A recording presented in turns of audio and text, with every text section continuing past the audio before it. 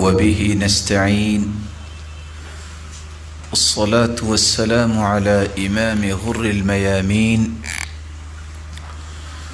وعلى آله وصحبه أجمعين أما بعد فأعوذ بالله من الشيطان الرجيم بسم الله الرحمن الرحيم إنا أنزلناه في ليلة القدر وما أدراك ما ليلة القدر ليلة القدر خير من 1000 شهر تنزل الملائكة والروح فيها بإذن ربهم من كل أمر سلام هي حتى مطلع الفجر۔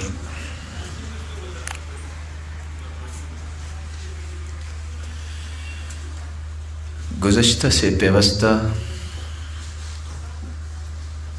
رسول اللہ صلی اللہ علیہ وآلہ وسلم کا عمل مبارک سیدہ عائشہ رضی اللہ تعالی عنہ بیان کر رہی ہے۔ كان إذا دخل العشر، آپ صلی اللہ علیہ وسلم جب آخری عشرے میں داخل ہوتے رمضان المبارک میں، احیا اللیل، تو آپ رات کو بیدار ہوتے بلکہ شب بیداری کرتے،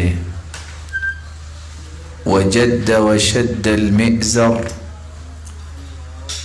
آپ خوب محنت کرتے اور اپنی کمر کس لیا کرتے۔ آپ صلی اللہ علیہ وآلہ وسلم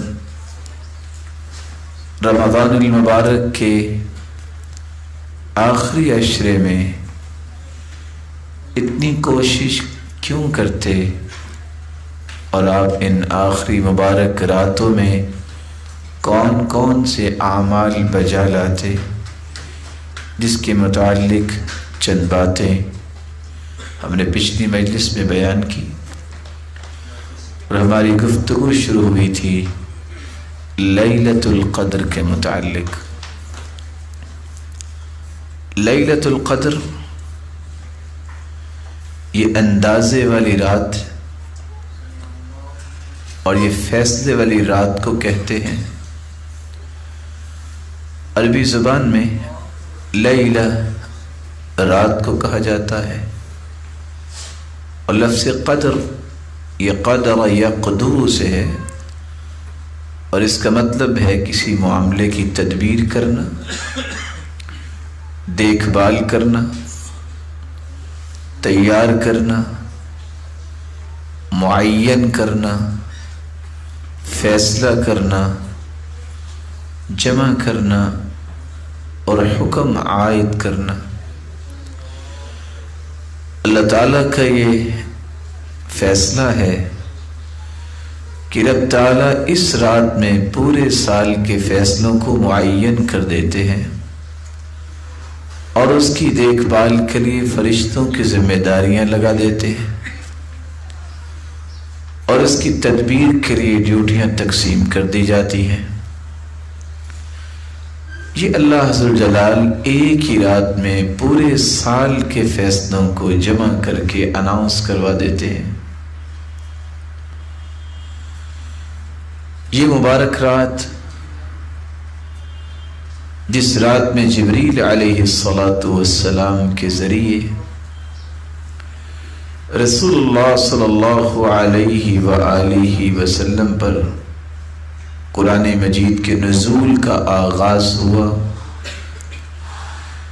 اس لیے اس رات کی اتنی قدر و قیمت ہے کہ اس کو 1000 مہینے سے افضل قرار دیا گیا۔ لیلۃ القدر کو لیلۃ القدر کیوں کہا گیا ہے؟ علماء یہ کہتے ہیں کہ لیلۃ القدر یہ عظم القدر سے ماخوذ ہے کہ اس رات کی عظمت، شرف اور شان بہت زیادہ ہے. جس طرح ہم عام زبان میں استعمال کرتے ہیں فلاں کی تو بہت قدر و قیمت ہے، تو رب تعالیٰ نے اس رات میں قرآن اتارنے کی وجہ سے اس کی عظمت اور قدر و قیمت سال کی بقیہ تمام راتوں سے بڑھا دی. لیلۃ القدر کو لیلۃ القدر اس لیے بھی کہتے ہیں، اس رات میں اللہ ذو الجلال پوری کائنات کی آجال، ان کی عمریں، ارزاق، ان کے رزق اور جو ان کے متعلق امور ہیں ان کا فیصلہ، ان کا اندازہ پورے سال کا اسی رات میں ہی پیش کر دیا جاتا ہے، اور اللہ ذو الجلال کے فیصلے کے مطابق ہی پورے سال میں یہ رزق تقسیم کیا جاتا ہے، اور اسی طرح دیگر انسانی متعلقات سامنے آتے ہیں. لیلۃ القدر کو اس لیے بھی لیلۃ القدر کہا جاتا ہے کہ اس رات کے اندر کیا گیا عمل بہت ہی اندازوں سے بھی بڑھ کے عظیم ہے. کوئی شعبان کی نصف رات جو ہے 15ویں رات، یا شوال کی یا رجب کی، کوئی بھی ایسی رات کو عبادت کرتا ہے وہ رات اس عظمت کو نہیں پہنچ سکتی جس عظمت کی عبادت اس رات میں کی گئی اللہ ذو الجلال کے ہاں مقام حاصل کرتی ہے. اس لیے رسول اللہ صلی اللہ علیہ وآلہ وسلم نے فرمایا تھا، من قام رمضان ایمانا واحتسابا غفر له ما تقدم من ذنبه، کہ جو رمضان میں قیام کرتا ہے اجر کی نیت سے اور ایمان کی حالت میں، اس کے پچھلے گناہوں کو معاف کر دیا جاتا ہے.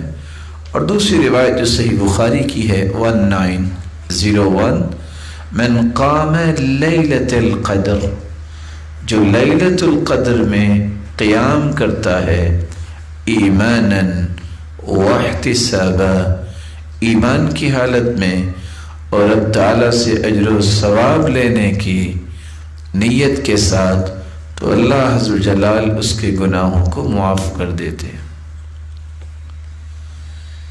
یہاں رک کر یہ بات سمجھنا ضروری ہے، کچھ لوگوں کو یہ تڑپ ہوتی ہے کہ پتہ چلے کہ یہ رات کون سی رات ہے.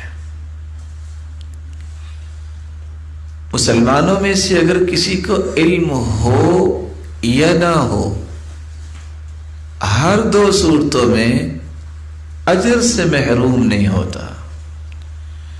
اس لیے اللہ کے پیارے پیغمبر نے یہ نہیں فرمایا من علم لیلۃ القدر، کہ جو لیلۃ القدر کو جان لے گا اس کو یہ ثواب ملے گا. آپ نے فرمایا ہے من قام لیلۃ القدر، جو لیلۃ القدر میں قیام کرتا ہے. تو اس آخری عشرے میں رات کو بیدار رہنا، نماز پڑھنا، ذکر کرنا، قرآن کی تلاوت کرنا، دعا کرنا، صدقہ کرنا اور اس طرح کی نیکیاں پیش کرنا، یہ اصل میں ثواب کا باعث ہے، خواہ کسی کو علم ہو یا نہ ہو. اور مجاہد ابن جبر رحمہ اللہ تعالی، جنہوں نے عبداللہ ابن عباس رضی اللہ تعالی عنہ سے پورے قرآن مجید کی تفسیر 3 مرتبہ ایک ایک آیت کر کے پڑھی، وہ فرماتے ہیں کہ یہ جو لفظ اللہ تعالیٰ نے اتارے ہیں خیر من 1000 شہر، کہ یہ رات 1000 ماہ سے بھی افضل ہے. یہ اس 1000 مہینوں سے افضل ہے جس میں لیلۃ القدر نہ ہو. وگرنہ جس مہینے میں بھی ہر سال رمضان میں لیلۃ القدر آئے گی وہ 1000 مہینوں سے افضل ہوگی۔ تو لیلۃ القدر اس لیے بھی اس کو لیلۃ القدر کہا جاتا ہے کہ اس رات میں اللہ نے اصل میں مخلوق کی رشد و ہدایت کا ایک ایسا مبارک فیصلہ کیا کہ اللہ جلال نے لوح محفوظ سے پورا قرآن بیت العزت میں اتارا۔ لوح محفوظ جو اللہ تعالیٰ نے اپنے نظام کے مطابق لوح محفوظ میں سب کچھ لکھا ہے، اور 50,000 سال پہلے لکھا کائنات بنانے سے۔ اللہ تعالیٰ نے یہ پورا قرآن پہلے آسمان پہ بیت العزت میں اس کو اتارا، پھر 23 سال میں رفتہ رفتہ محمد کریم صلی اللہ علیہ وسلم پر نازل کیا گیا۔ لیلۃ القدر کو اس لیے بھی لیلۃ القدر کہا جاتا ہے کیونکہ اس میں اللہ تعالیٰ کے فیصلوں کے اندازے ضبط کر دیے جاتے ہیں، اس لیے اس کو لیلۃ الحکم بھی کہا گیا ہے، فیصلوں والی رات۔ اور وہی فیصلے جو اللہ تعالیٰ نے اس رات میں کیے ہوتے ہیں پورے سال کے اندر انہی کو نافذ کیا جاتا ہے اور وہی نافذ ہوتے ہیں۔ بعض علماء یہ کہتے ہیں کہ لیلۃ القدر کو اس لیے بھی لیلۃ القدر کہتے ہیں کہ اللہ عز و جلال کے اتنے نورانی فرشتے زمین پر اترتے ہیں کہ زمین تنگ ہو جاتی ہے۔ اور قرآن مجید میں اللہ عز و جلال فرماتے ہیں وَأَمَّا إِذَا مَا ابْتَلَاهُ فَقَدَرَ عَلَيْهِ رِزْقَهُ فَيَقُولُ رَبِّي أَهَانَنِ وَأَمَّا إِذَا مَا ابْتَلَاهُ رَبُّهُ، اللہ تعالیٰ اگر کسی کو آزمائش دے فَقَدَرَ عَلَيْهِ رِزْقَهُ أي ضَيَّقَ عَلَيْهِ رِزْقَهُ، اور اس کے رزق کو معمولی سا تنگ کر دے تو کہتا ہے میری تو رب نے توہین ہی کی ہے، میں تو اس لائق نہیں تھا کہ میرے لیے کوئی تنگی آتی۔ حالانکہ دینے والا بھی تو اللہ ہے اور آزمائش میں مبتلا کرنے والا بھی تو اللہ ہی ہے، نکالنا بھی اسی نے ہے، اس سے دعا کرو وہ نکال دے گا۔ اللہ تعالیٰ نے اس رات کی عظمت کو قرآن مجید میں بھی بیان کیا، بلکہ اس سے بڑی عظمت کیا ہے کہ اس رات کے بارے میں رب تعالیٰ نے پوری سورت نازل کر دی جو اس وقت سے آج تک پڑھی جاتی ہے، اور جب تک اللہ تعالیٰ کا حکم ہے، فیصلہ ہے، قیامت نہیں آ جاتی۔ اور اللہ عز و جلال جب تک چاہیں گے اس قرآن کو جب بھی پڑھا جائے گا اس رات کی عظمت کی تلاوت کی جائے گی۔ رب تعالیٰ کا فرمان ہے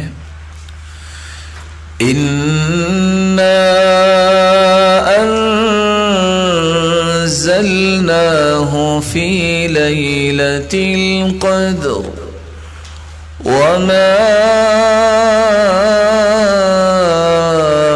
أدراك ما ليلة القدر ليلة القدر خير من 1000 شهر تنزل الملائكة والروح فيها بإذن ربهم من كل أمر سلام هي حتى مطلع الفجر إنا أنزلناه في ليلة القدر۔ بلا شبہ ہم نے قرآن کو لیلۃ القدر میں نازل کیا۔ وما أدراك ما ليلة القدر، اور آپ کو کیا علم کہ لیلۃ القدر کیا ہے؟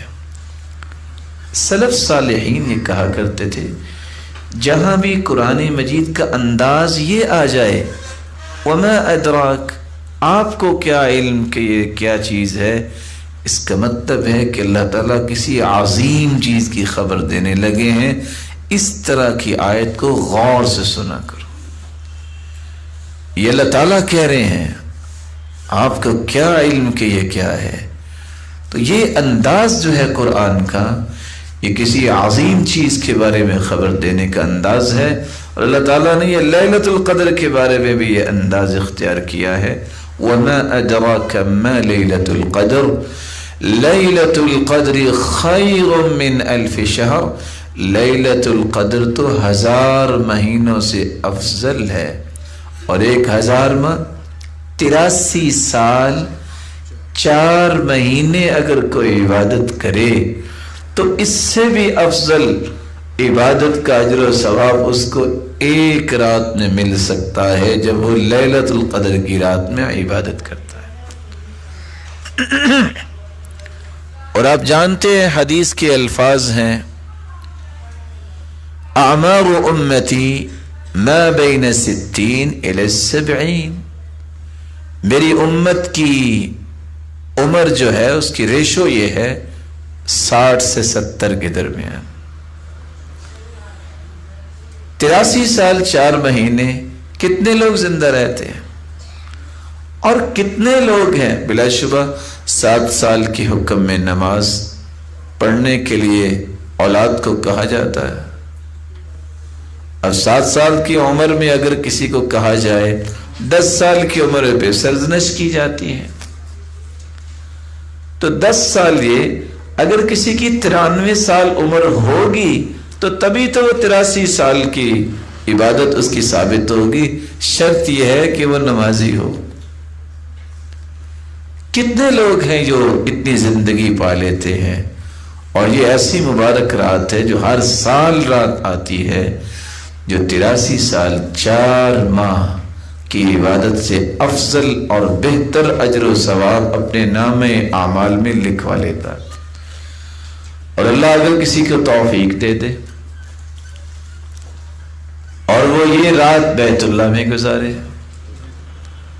تو وہاں ایک نماز 1,00,000 نماز کے برابر ہے، اور 1,00,000 نماز جو ہے 55 سال نمازیں پڑھی جائیں تو تب جا کے 1,00,000 نمازیں بنیں گی۔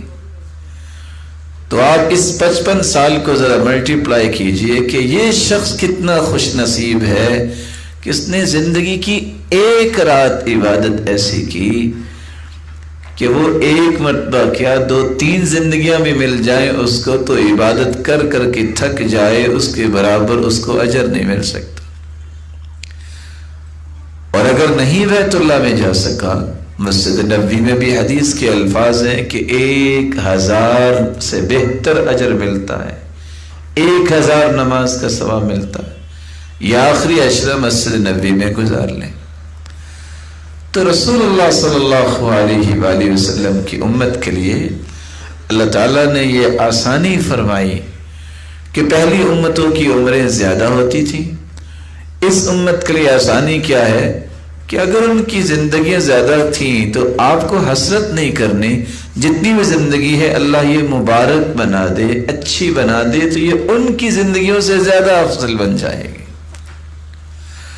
قتادہ بیان کرتے ہیں انزل القرآن كله في ليلة القدر من الكتاب وهو اللوح المحفوظ، اللہ تعالیٰ نے پورے کا پورا قرآن مجید لوح محفوظ سے الى بیت العزہ فی سماء الدنیا، آسمان دنیا پہ اللہ نے بیت العزت بنایا ہے، اس میں سارا قرآن مجید اللہ تعالیٰ نے اتارا تھا اس رات میں۔ ثم انزل اللہ علی نبیہ فی اللیالی والایام فی 23 سنہ، پھر اسی طرح رفتہ رفتہ دن اور رات 23 سالوں میں اپنے پیغمبر محمد صلی اللہ علیہ وسلم پر اس قرآن کو مکمل کی۔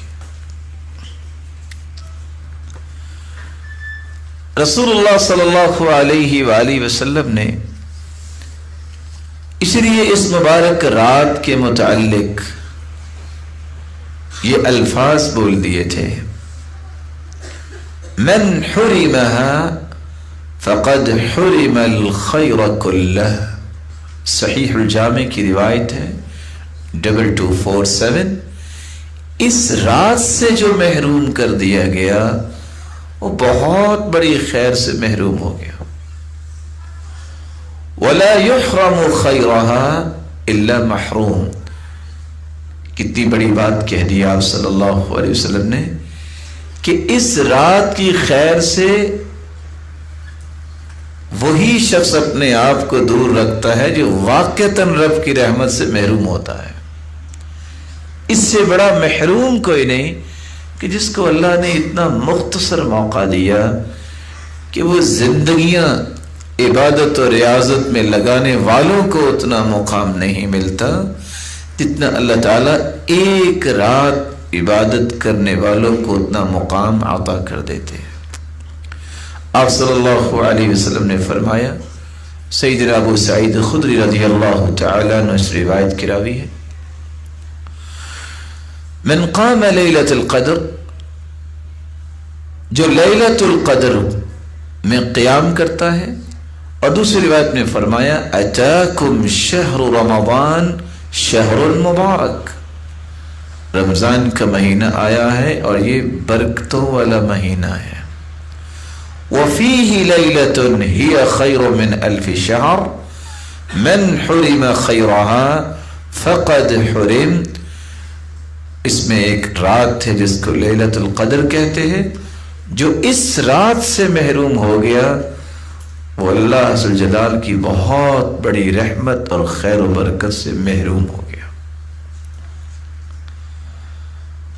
رسول اللہ صلی اللہ علیہ وآلہ وسلم کا فرمان ہے، سلسلہ صحیحہ کی روایت ہے 2205، کہ اس رات میں اللہ تعالیٰ کی رحمت کا نزول تو ہوتا ہے، کتنے فرشتے جو ہیں وہ اس رات آسمان سے زمین پر اترتے ہیں۔ سیدنا ابو ہریرہ رضی اللہ تعالی عنہ سے مروی ہے، رسول مقبول صلی اللہ علیہ وسلم کا فرمان ہے، لیلۃ القدر لیلۃ السابعہ او التاسعہ وعشرین، یا تو 27ویں یا 29ویں رات ہوگی۔ وَإِنَّ الْمَلَائِكَةَ تِلْكَ اللَّيْلَةَ أَكْثَرُ مِنَ الْأَرْضِ أَكْثَرُ فِي الْأَرْضِ مِنْ عَدَدِ الْحُصَاءِ، زمین میں اتنی کنکریاں نہیں ہیں، اتنے ذرات نہیں ہیں جتنے رب تعالیٰ کے نورانی فرشتے اس رات کو آسمان سے زمین پہ اترتے ہیں۔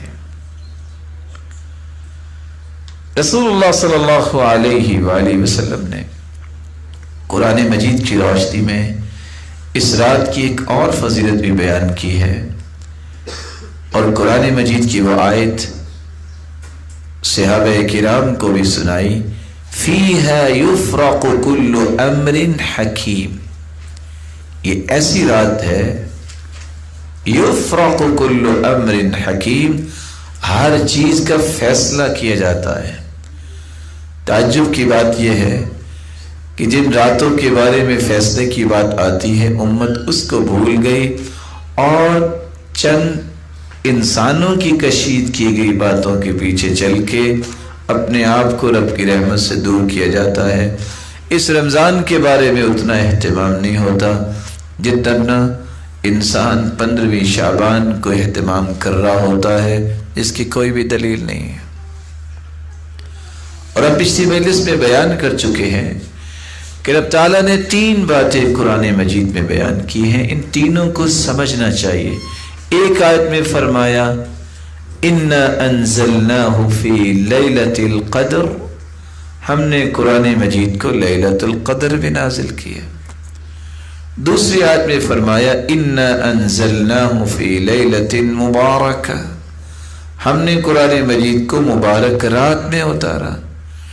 تیسری آیت میں فرمایا شہر رمضان الذی انزل فیہ القرآن، رمضان کا مہینہ وہ مبارک مہینہ ہے جس میں قرآن اترا.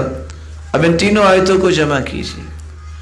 قرآن رمضان میں اترا اور رمضان کی برکت والی رات میں اترا، اور وہ برکت والی رات جو ہے وہ لیلۃ القدر ہے. کوئی ہے اس بھی مشکل سمجھنے والی بات؟ تینوں آیتوں کا سادہ سا مفہوم ہے کہ اللہ تعالیٰ نے قرآن مجید کو رمضان میں اتارا ہے، جو ایک برکت والی رات میں اترا ہے، اور وہ برکت والی رات جو ہے وہ لیلۃ القدر ہے. فیہا یفرق کل امر حکیم. اسی رات میں ہی اللہ تعالیٰ پورے سال کے فیصلے کرتے ہیں. اور اسی بات کو ربیعہ بن کلثوم بیان کرتے ہیں. کنت عند الحسن، میں حسن بصری کے پاس تھا.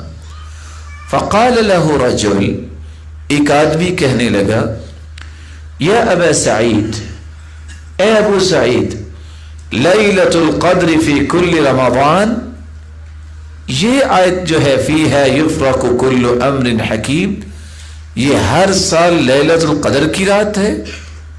قال ای واللہ انہا لفی کل رمضان، لیلۃ القدر ہر سال کے بعد ایک رات آتی ہے. وَإِنَّهَا اللَّيْلَةُ الَّتِي يُفْرَقُ فِيهَا كُلُّ أَمْرٍ حَكِيمٍ، اور یہ وہ مبارک رات ہے جس میں پورے سال کے فیصلے کیے جاتے ہیں. فِيهَا يَقْضِيَ اللَّهُ كُلَّ أَجَلٍ وَأَمَلٍ وَرِزْقٍ إِلَى مِثْلِهَا. اس سال میں اللہ تعالیٰ زندگیوں کے فیصلے بھی کرتے ہیں، امیدوں کے فیصلے بھی کرتے ہیں، رزق کے فیصلے بھی کرتے ہیں، اور اس طرح کے دیگر فیصلے جو ہوتے ہیں وہ اسی رات میں ہی ہوتے ہیں. ابو مالک روایت کرتے ہیں فیہا یفرق کل امر حکیم. اللہ تعالیٰ نے اس میں کیا کہا ہے؟ امر السنہ الی السنہ، اس سال سے لے کر اگلے سال کے اس دن تک جتنے فیصلے ہیں وہ اسی رات میں سنائے جائیں گے. ما کان من خلق او رزق او اجل او مصیبت، اس دن سے، اس رات سے اگلے سال اس رات تک جتنے لوگ پیدا ہوں گے، جتنے لوگوں کو رزق ملے گا، اور جتنے لوگوں کو موت آئے گی، اور جتنے لوگوں پہ مصیبتیں آئیں گی، سارے فیصلے اللہ ذو الجلال اسی رات میں فرما دیتے ہیں. تو یہی برکت والی رات ہے، یہی لیلۃ القدر ہے، یہی رمضان میں آتی ہے، اس میں ہی سارے سال کے فیصلے ہوتے ہیں. اس لیے اس رات کا اہتمام انسان کو کرنا چاہیے.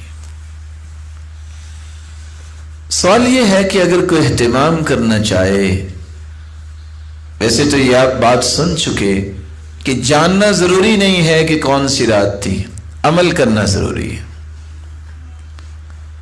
جو عمل کرے گا اس کو اجر مل جائے گا.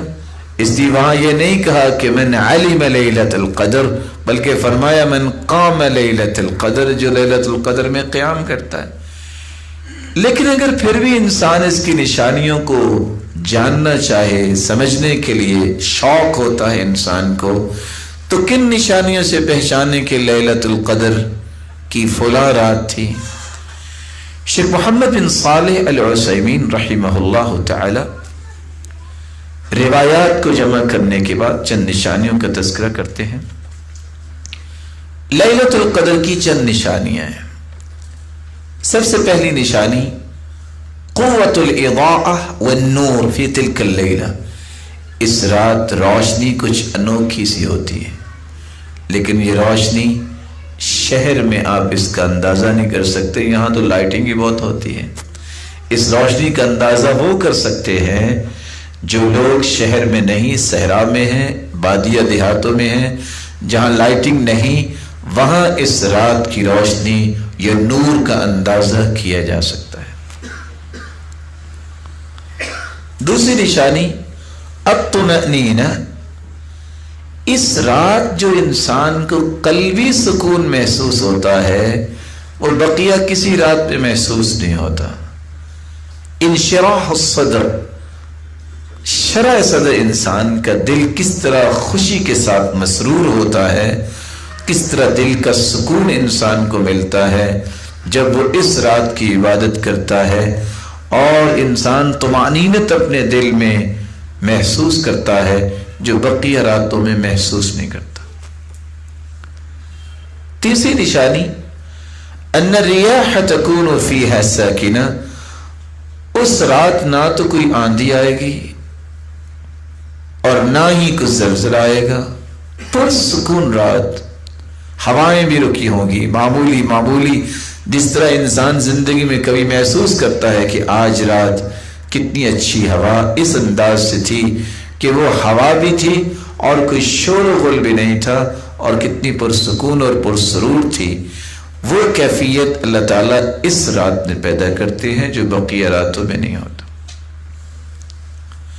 بلکہ عبداللہ ابن عباس رضی اللہ تعالیٰ عنہ نے یہ الفاظ استعمال کیے ہیں جو ابن خزیمہ کی روایت ہے، لیلۃ القدر لیلۃ سمحہ، یہ رات بہت ہی پرسکون اور پرکیف رات ہوتی ہے، طلقہ، بالکل آزاد رات، کوئی گھٹن نہیں، کوئی تنگی نہیں، بلکہ انسان کو انتہائی شرح صدر نصیب ہوتا ہے، لا حارہ ولا باردہ، نہ ہی اس میں کوئی زیادہ گرمی کی شدت ہوتی ہے نہ ہی اس میں سردی کی شدت ہوتی ہے، یہ معتدل رات اللہ تعالیٰ نے رکھی ہے۔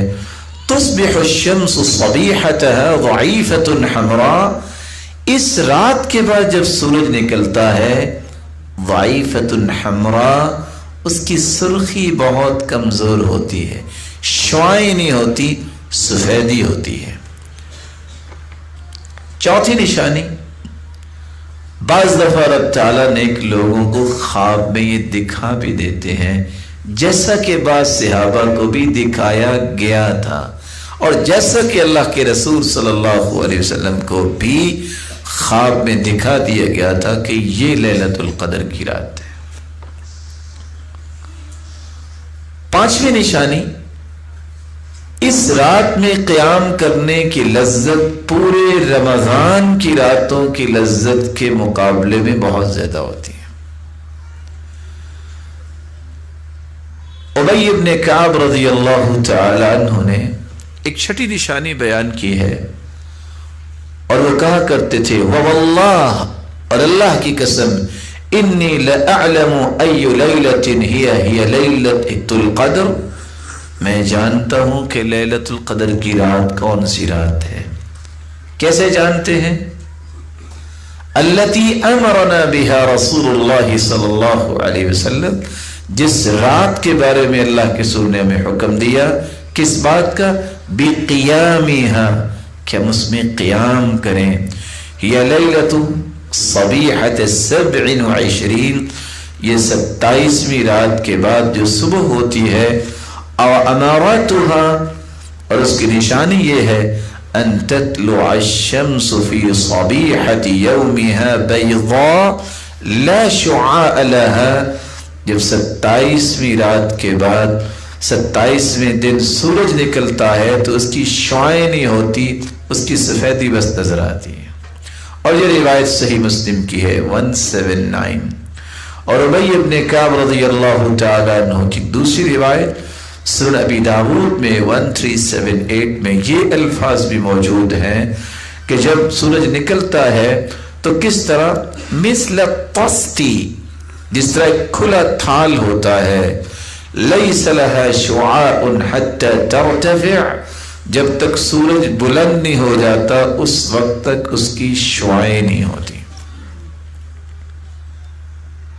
عبداللہ ابن عباس رضی اللہ تعالی عنہ کی بات بھی آپ نے سنی کہ اس دن سورج جب نکلتا ہے، حمراء ضعیفہ، سرخ تو ہوتا ہے لیکن کمزور، کس اعتبار سے؟ اس کی شعاعیں نہیں ہوتی۔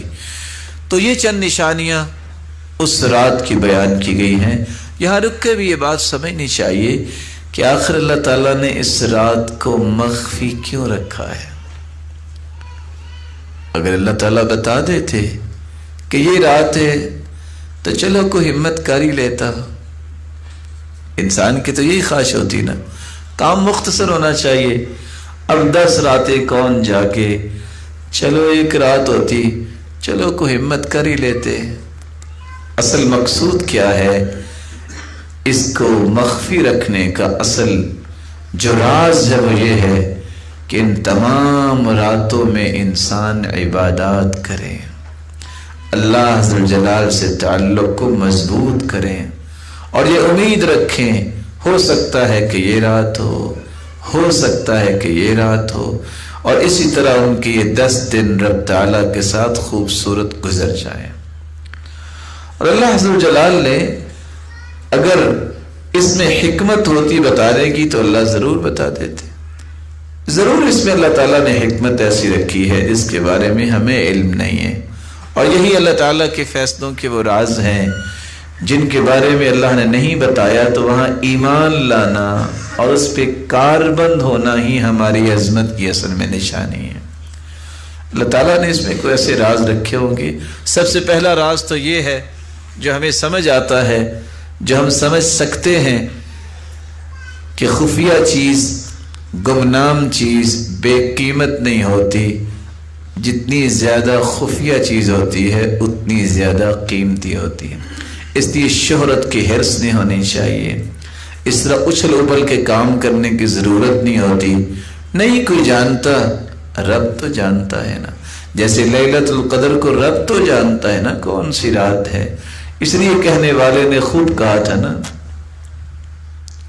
کہ جب اللہ کے رسول نے یہ فرما دیا ہے ان اللہ یحب العبد التقی الغنی الخفی، اللہ کا محبوب وہ انسان ہوتا ہے جو متقی ہو، جو مستغنی ہو لوگوں سے، اور ایسا انسان جس کا دل صاف ستھرا ہے اور وہ خفی ہے، کوئی اس کو جانتا نہیں. سلف صالحین تو رویا کرتے تھے. سفیان ثوری رحمہ اللہ تعالی کہا کرتے تھے نا ابتلینا بالشہرہ، ہمیں شہرت کی آزمائش نے گھیر لیا. اور آپ اس بات کو سمجھیے، شہرت کی جو آزمائش ہے بہت بڑی ہے. شہرت کی آزمائش سے انسان رب سے دور بھی ہو سکتا ہے، اس میں ریاکاری بھی آ سکتی ہے، اور عبادات میں بہت کمزور ہو جاتا ہے. کیوں؟ مجبوری بن گئی. اچھا اس کو ملو اور اس کو ملو اور اس کو ملو. جن لوگوں کے پاس یہ نہیں ہوتا وہ آرام سے اللہ کی عبادت کرتے ہیں، ان کو یہ غرض ہی کو نہیں ہوتی. جتنا انسان جو ہے وہ معاشرے کے اندر مشہور ہوتا ہے اتنے مصائب کا شکار بھی ہو سکتا ہے. اس لیے اللہ تعالیٰ سے دعا یہ کرنی چاہیے کہ اللہ اپنے تعلق سے، اپنی رحمت سے کسی کو دور نہ فرمائے. سب سے بڑی سعادت اور سب سے بڑی شہرت وہ ہے جو آسمانوں کی شہرت ہے، کہ انسان زمین پہ ہے اور اس کی شہرت آسمانوں میں فرشتوں کے سامنے رب تعالیٰ خود کرتے ہیں. اور یہ اس وقت ہوتا ہے جب انسان کے اعمال ایکسیلنس کے درجے پہ ہوتے ہیں. اور آپ یہ بات سن چکے ہیں قبولیت کے 3 درجے. پہلا درجہ یہ ہے کہ آپ نے نماز پڑھی اور اس طرح پڑھی جلدی جلدی کہ کم از کم آپ کو عذاب نہیں ہوگا کہ آپ نے نماز نہیں پڑھی، لیکن ثواب نہیں ملے گا. دوسرا درجہ قبولیت کا یہ ہے کہ آپ نے عبادت اس خوبصورت انداز سے کی کہ عذاب بھی نہیں ہوگا لیکن آپ کو اجر بھی مل جائے گا، ثواب بھی مل جائے گا. اور آخری اور تیسرا درجہ قبولیت کا یہ ہے کہ کوئی بھی عبادت، نماز ہے، اس خوبصورت انداز سے آپ نے اہتمام سے، خشوع اور خضوع کے ساتھ آپ نے پڑھی کہ آپ کو عذاب بھی نہیں ملے گا، اجر و ثواب بھی لکھا گیا، لیکن ساتھ اللہ عز و جلال آسمانوں میں فرشتوں کے سامنے تمہاری تعریف بھی کرے، شہرت بھی کریں گے. یہ شہرت جو ہے یہ ہر وقت انسان کو مطالبہ ہونا چاہیے کہ اللہ مجھے زمینی نہیں آسمانی شہرت عطا فرما. اس لیے کہا کرتے تھے نا نیک لوگ، اللہم اجعل فی عینی صغیرہ واجعل فی اعین الناس کبیرہ. اللہ میری نظروں میں مجھے چھوٹا ہی رکھ، ہاں اللہ فرشتوں کی نظروں میں مجھے بڑا بنا، یہ اس وقت بنے گا انسان لوگوں کی نظروں میں جب وہ اللہ کے ہاں بڑا بن جائے گا۔ تو لیلۃ القدر کو خفیہ رکھا گیا، اس کے نہ جانے کتنے راز ہیں۔ ایک راز تو یہ ہے کہ یہ جو ہر وقت مارا ماری پڑی رہتی ہے کہ میرا نام دنیا میں پھیلے، میں فیمس ہو جاؤں اور میں پاپولر ہو جاؤں، یہ سوچ اچھی نہیں ہے۔ اصل پاپولیرٹی وہی ہے جو فرشتے آپ کی آسمانوں پہ کرتے ہیں۔ اور ویسے بھی آپ کو یہ بات تو معلوم ہے کہ جس درخت پہ پھل لگتا ہے نا، وہ درخت جھک جاتا ہے۔ اس کی ٹہنیوں کو آپ نے دیکھا ہوگا کہ اس کے اندر جھکاؤ اور تواضع آتی ہے، وہ چھپ کے رہنا پسند کرتا ہے۔ لیکن جو پاپولر درخت ہے نا، آپ کے علم میں ہے کہ اس پہ پھل نہیں لگتا، بلکہ اگر کوئی جانتا ہے زراعت کے مسائل کو تو وہ جانتا ہے کہ جہاں یہ لگ جائے یہ پاپولر، تو وہاں دائیں بائیں کتنی زمین میں کچھ ہونے بھی نہیں دیتا۔ تو جو زیادہ پاپولر ہوتا ہے نا، پاپولر، تو اس کو واقعی پھل نہیں لگتا، وہ بیچارہ اکیلا ہی رہتا ہے، اور ہو سکتا ہے کہ اکیلا بھی رہے تو قلق اضطراب میں رہتا ہے۔ تو اللہ عز و جلال نے کوئی راز رکھا ہے کہ اس رات کا تعین نہیں کیا کہ یہ فلاں رات ہی ہوگی، اس لیے اس رات کو عبادت کر لو۔ لیس الخمول بعار علی امرئ ذی جلال فلیلۃ القدر تخفی فتلک خیر اللیالی۔ کسی بھی اچھے انسان کا گمنام ہونا یہ کوئی عیب نہیں ہے۔ کتنے ایسے لوگ ہیں جن کو میں اور آپ نہیں جانتے، وہ ہم سب سے افضل ہوں گے اللہ کے ہاں، کیونکہ اللہ جانتا ہے نا کس کا دل کتنا پیارا ہے، کس کے دل کو اللہ نے کتنا اچھا بنایا ہے، یہ تو اللہ کے علم میں ہے۔ لیس الخمول بعار علی امرئ ذی جلال فلیلۃ القدر تخفی فتلک خیر اللیالی۔ دیکھیے لیلۃ القدر مخفی ہے، حالانکہ یہ 83 سال 4 مہینوں سے افضل ہے۔ اور ویسے بھی یہاں ایک دوسری حکمت بھی سمجھ آتی ہے۔ آپ نے دیکھا ہوگا کہ جتنے بھی اللہ تعالیٰ نے نعمتیں پیدا کی ہیں انسان کے لیے، خشک میوہ جات ہیں، کبھی کسی نے بادام کا چھلکا بھی کھایا ہے؟ اصل قیمت کس کی ہوتی ہے؟ جو اس کے اندر چھپا ہوا ہے۔ ہر چیز جو خفیہ ہوتی ہے اس کی قدر ہے۔ آپ اس بات کو تھوڑا سا امیجن کیجئے اپنی زندگی کے نظام میں۔ لائٹ چلی ہوئی ہے، اس میں اور رات میں بہت فرق ہے۔ اب یہاں آپ کھڑے ہو کے نماز پڑھیں گے، شور و غل، آپ کا دل اس طرح خالص توجہ نہیں کر سکتا اللہ کی طرف جو رات کی پرسکون کیفیت میں آپ اللہ سے متوجہ ہو سکتے۔ اس لیے وہاں لفظ کیا بول دیے؟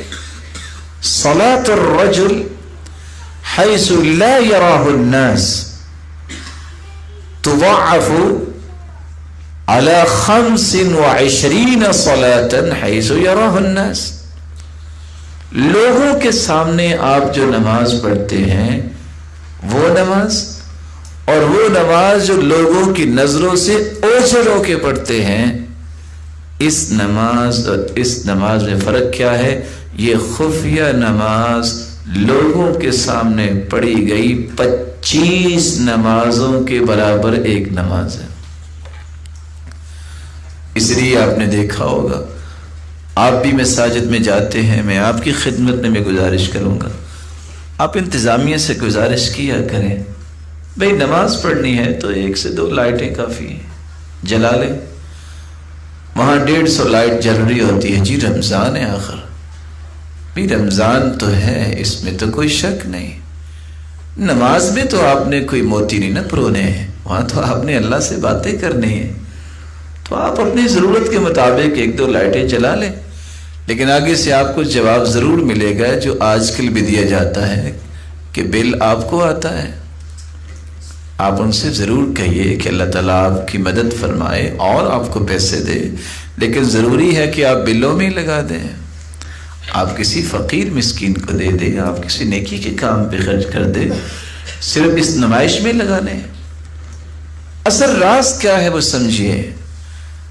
بھی اللہ حضر جلال چاہتے تو پانچوں نمازیں دن دن میں رکھ دیتے، چلو بعد میں سو جاؤ، دن دن میں سارے روشنی میں پڑھ لو، کیوں چند نمازیں رات کو رکھی ہیں؟ کیوں تہجد کو افضل قرار دیا ہے؟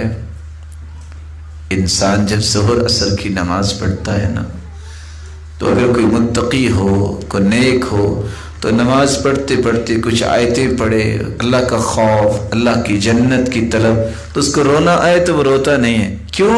ساتھ کھڑے لوگ دیکھیں گے، کیا کہیں گے کہ اس کا چہرہ بگڑ رہا ہے۔ لیکن رات کو اللہ تعالیٰ نے اسی رکھا کہ چلو اب جیسے بھی تم رونا چاہتے ہو رو لو، جتنا تمہارا چہرہ بگڑے گا مجھے اتنا ہی پیارا لگے گا۔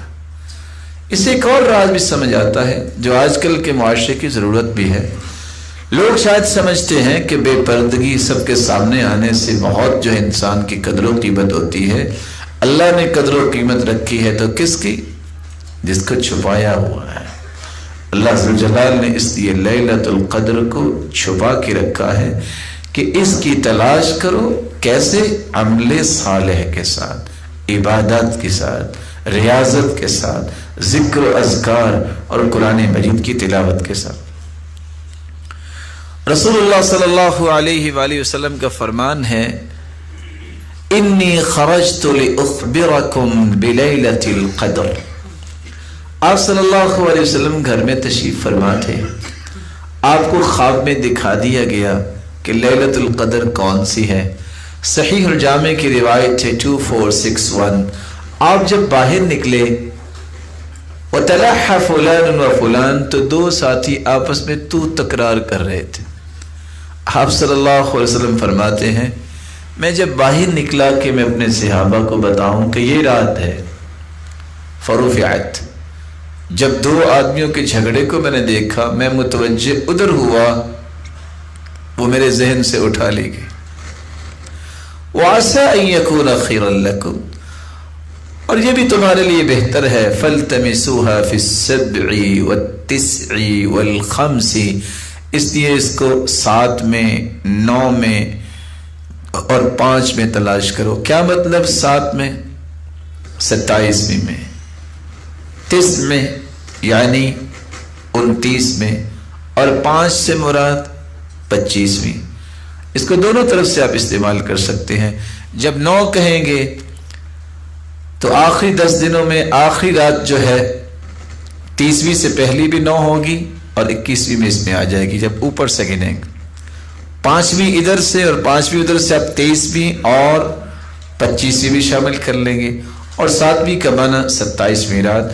تو رسول اللہ صلی اللہ علیہ وآلہ وسلم نے امت کو یہ بتا دیا کہ مجھے اس کی خبر دی گئی تھی، میں بتانے آیا۔ تو یہ ساری کی ساری خیر سے محرومی کس وجہ سے ہوئی؟ 2 آدمیوں کے اس جھگڑے کی وجہ سے۔ یہاں ایک اور فائدہ مل گیا، امت جب تک اپنے جھگڑے نہیں چھوڑے گی اس کو خیر نہیں ملے گی۔ دیکھیں کتنی بڑی بات ہے کہ لیلۃ القدر کا مسلمانوں کو علم ہو جانا تھا، اللہ تعالیٰ نے فیصلہ کیا کیا، فَتَلَحَّ فُلَانٌ وَفُلَانٌ، اب 2 آدمیوں کی تو تکرار سے یہ خیر سے محروم امت ہوگی اور پوری امت محروم ہوئی۔ اس لیے ہم یہ کہتے ہیں اللہ تعالیٰ کے ساتھ تعلق، اللہ تعالیٰ کے ساتھ ایمان کا تقاضا یہ ہے کہ آپ خاندانی عصبیت کو چھوڑیں، آپ لسانی عصبیتوں کو چھوڑیں، اور آپ صوبائی اور علاقائی عصبیت کو چھوڑیں، آپ تنظیمی اور مسلکی عصبیتوں کو چھوڑیں۔ مسلمان کا معنی یہ ہے کہ وہ قرآن و سنت کو ماننے والا ہے، جو قرآن کہہ دے، جو اللہ کے رسول فرما دے اس کے مطابق اپنی زندگی گزارو۔ جب تک لڑائیاں نہیں آپ چھوڑیں گے، جب تک یہ جھگڑے اور فساد سے کنارہ کش نہیں ہوں گے، آپ کو خیر و برکت نہیں ملے گی۔ خیر و برکت اللہ نے اتفاق میں رکھی ہے، اتحاد میں رکھی ہے۔ یہ خیر و برکت جس کے بارے میں رسول اللہ صلی اللہ علیہ وسلم کا فرمان ہے، نعمان بن بشیر اس روایت کے راوی ہیں، صحیح الجامع کی روایت ہے، آپ صلی اللہ علیہ وسلم نے فرمایا، من لم يشکر القلیل लम यशकुरिल कसीर, जिसको थोड़ी चीज दी गई है अगर वो उस पे अल्लाह का शुक्र अदा नहीं करता, उसको अगर ज्यादा भी मिल जाए ना तो वो फिर भी शुक्र अदा नहीं करेगा, क्योंकि जिसने शुक्र करना है उसका दिल तो प्यारा है, वो तो थोड़ी चीज पे भी शुक्र करेगा। वमन लम यशकुरिन्नास लम यशकुरिल्लाह, जो लोगों का शुक्रिया अदा नहीं कर सकता वो अल्लाह का भी शुक्रगुजार नहीं बन सकता। अत्तहद्दुसु बिनिअमतिल्लाहि शुक्रुन व तर्कुहा कुफ्रुन, अल्लाह ताला की दी हुई नेमतों का इजहार करना, उनको बयान करना। अल्हम्दुलिल्लाह मैं कुरान पढ़ता हूँ, अल्हम्दुलिल्लाह अल्लाह ने मुझे ईमान दिया है और मुझे नेकी की तौफीक दी है और अल्लाह के दीन की दावत देता हूँ। शुक्र करना चाहिए, इजहार करना चाहिए, ये है शुक्रगुजारी। व तर्कुहा कुफ्रुन, किसी के पास इल्म है छुपा के बैठ जाए, ये न शुक्री है। अल्लाह ने माल दिया है, जानबूझ के उसको जोड़ता ही जा रहा है, अपने जिस्म पे भी इजहार नहीं करता। कभी उसने कोई लिबास अच्छा पहना ही नहीं है, कभी उसने जुबान पे अच्छे कलिमात जारी नहीं किए, हर वक्त वावेला ही करता है, रोता ही रहता है, ये नाशुक्री है। खुशी से इंसान को हर वक्त ये कहना चाहिए अल्हम्दुलिल्लाह, अल्लाह मैं तो इस काबिल भी नहीं था जितने तूने इनामात दे दिए। आखिर में इस हदीस में अल्लाह ताला के प्यारे पैगंबर ने एक राज बयान किया है, जहां तक मैं पहुंचना चाहता था। आपने फरमाया अल जमाअतु रहमा, जमात बंदी जो है, जुड़े रहना, इकट्ठे रहना, ये अल्लाह की रहमत है। इससे अल्लाह की रहमतों का नज़ूल होता है, इससे इंसान रब ताला की रहमतों का मुस्तहिक बनता है। और साथ ये फरमाया वल फुरक़तु अज़ाब, और इख्तिलाफात जो हैं, इफ्तिराक, ये अल्लाह की तरफ से अज़ाब है। और हदीस ये कहती है जिस कौम के अंदर कुरान और सुन्नत का निफाज नहीं होगा, वमा लम तहकुम अइम्मतुहुम बिकिताबिल्लाह इल्ला जअलल्लाहु बअसहुम बैनहुम, जिस कौम के अंदर अल्लाह ताला की किताब के मुताबिक फैसले नहीं होते, उस कौम के अंदर खाना जंगी हो जाती है। ये हदीस ने बता दी है। और जब कौम अपने अहद व पीमा को पूरा नहीं करती, सल्लल्लाहु अलैहिम अदुव्वहुम, उस कौम पे अल्लाह ताला दुश्मन को मुसल्लत कर देते हैं। अब ये स्टेटमेंट तो आज से 1400 साल पहले अल्लाह के रसूल सल्लल्लाहु अलैहि वसल्लम ने दे दी थी। ईमान लाने वाले ईमान लाते हैं। जब तक ये इख्तिलाफात, ये फरूई इख्तिलाफात, छोटी छोटी बातों पे झगड़े और फसादात को इंसानियत नहीं छोड़ती, उस वक्त खैर व बरकत का मिलना मुमकिन नहीं है। खैर व बरकत उस वक्त मिलती है जब इंसान अल्लाह की रहमत के साए तले हो। और शायद कि मैं एक छोटी सी बात कह के ये बात समझाने में कामयाब हो सकूं। मुझे अगर किसी बात से इख्तिलाफ हो गया है किसी के साथ, उसके अंदर कोताही कमी है, तो मेरे अंदर कोई कमी कोताही नहीं है। जिस दिन मुझे ये समझ आ गया ना कि कामिल तो मैं भी नहीं हूं, ऐब तो मेरे अंदर भी है, कमी कोताही तो मेरे अंदर भी होती है, उस दिन ये मसला हल हो जाएगा।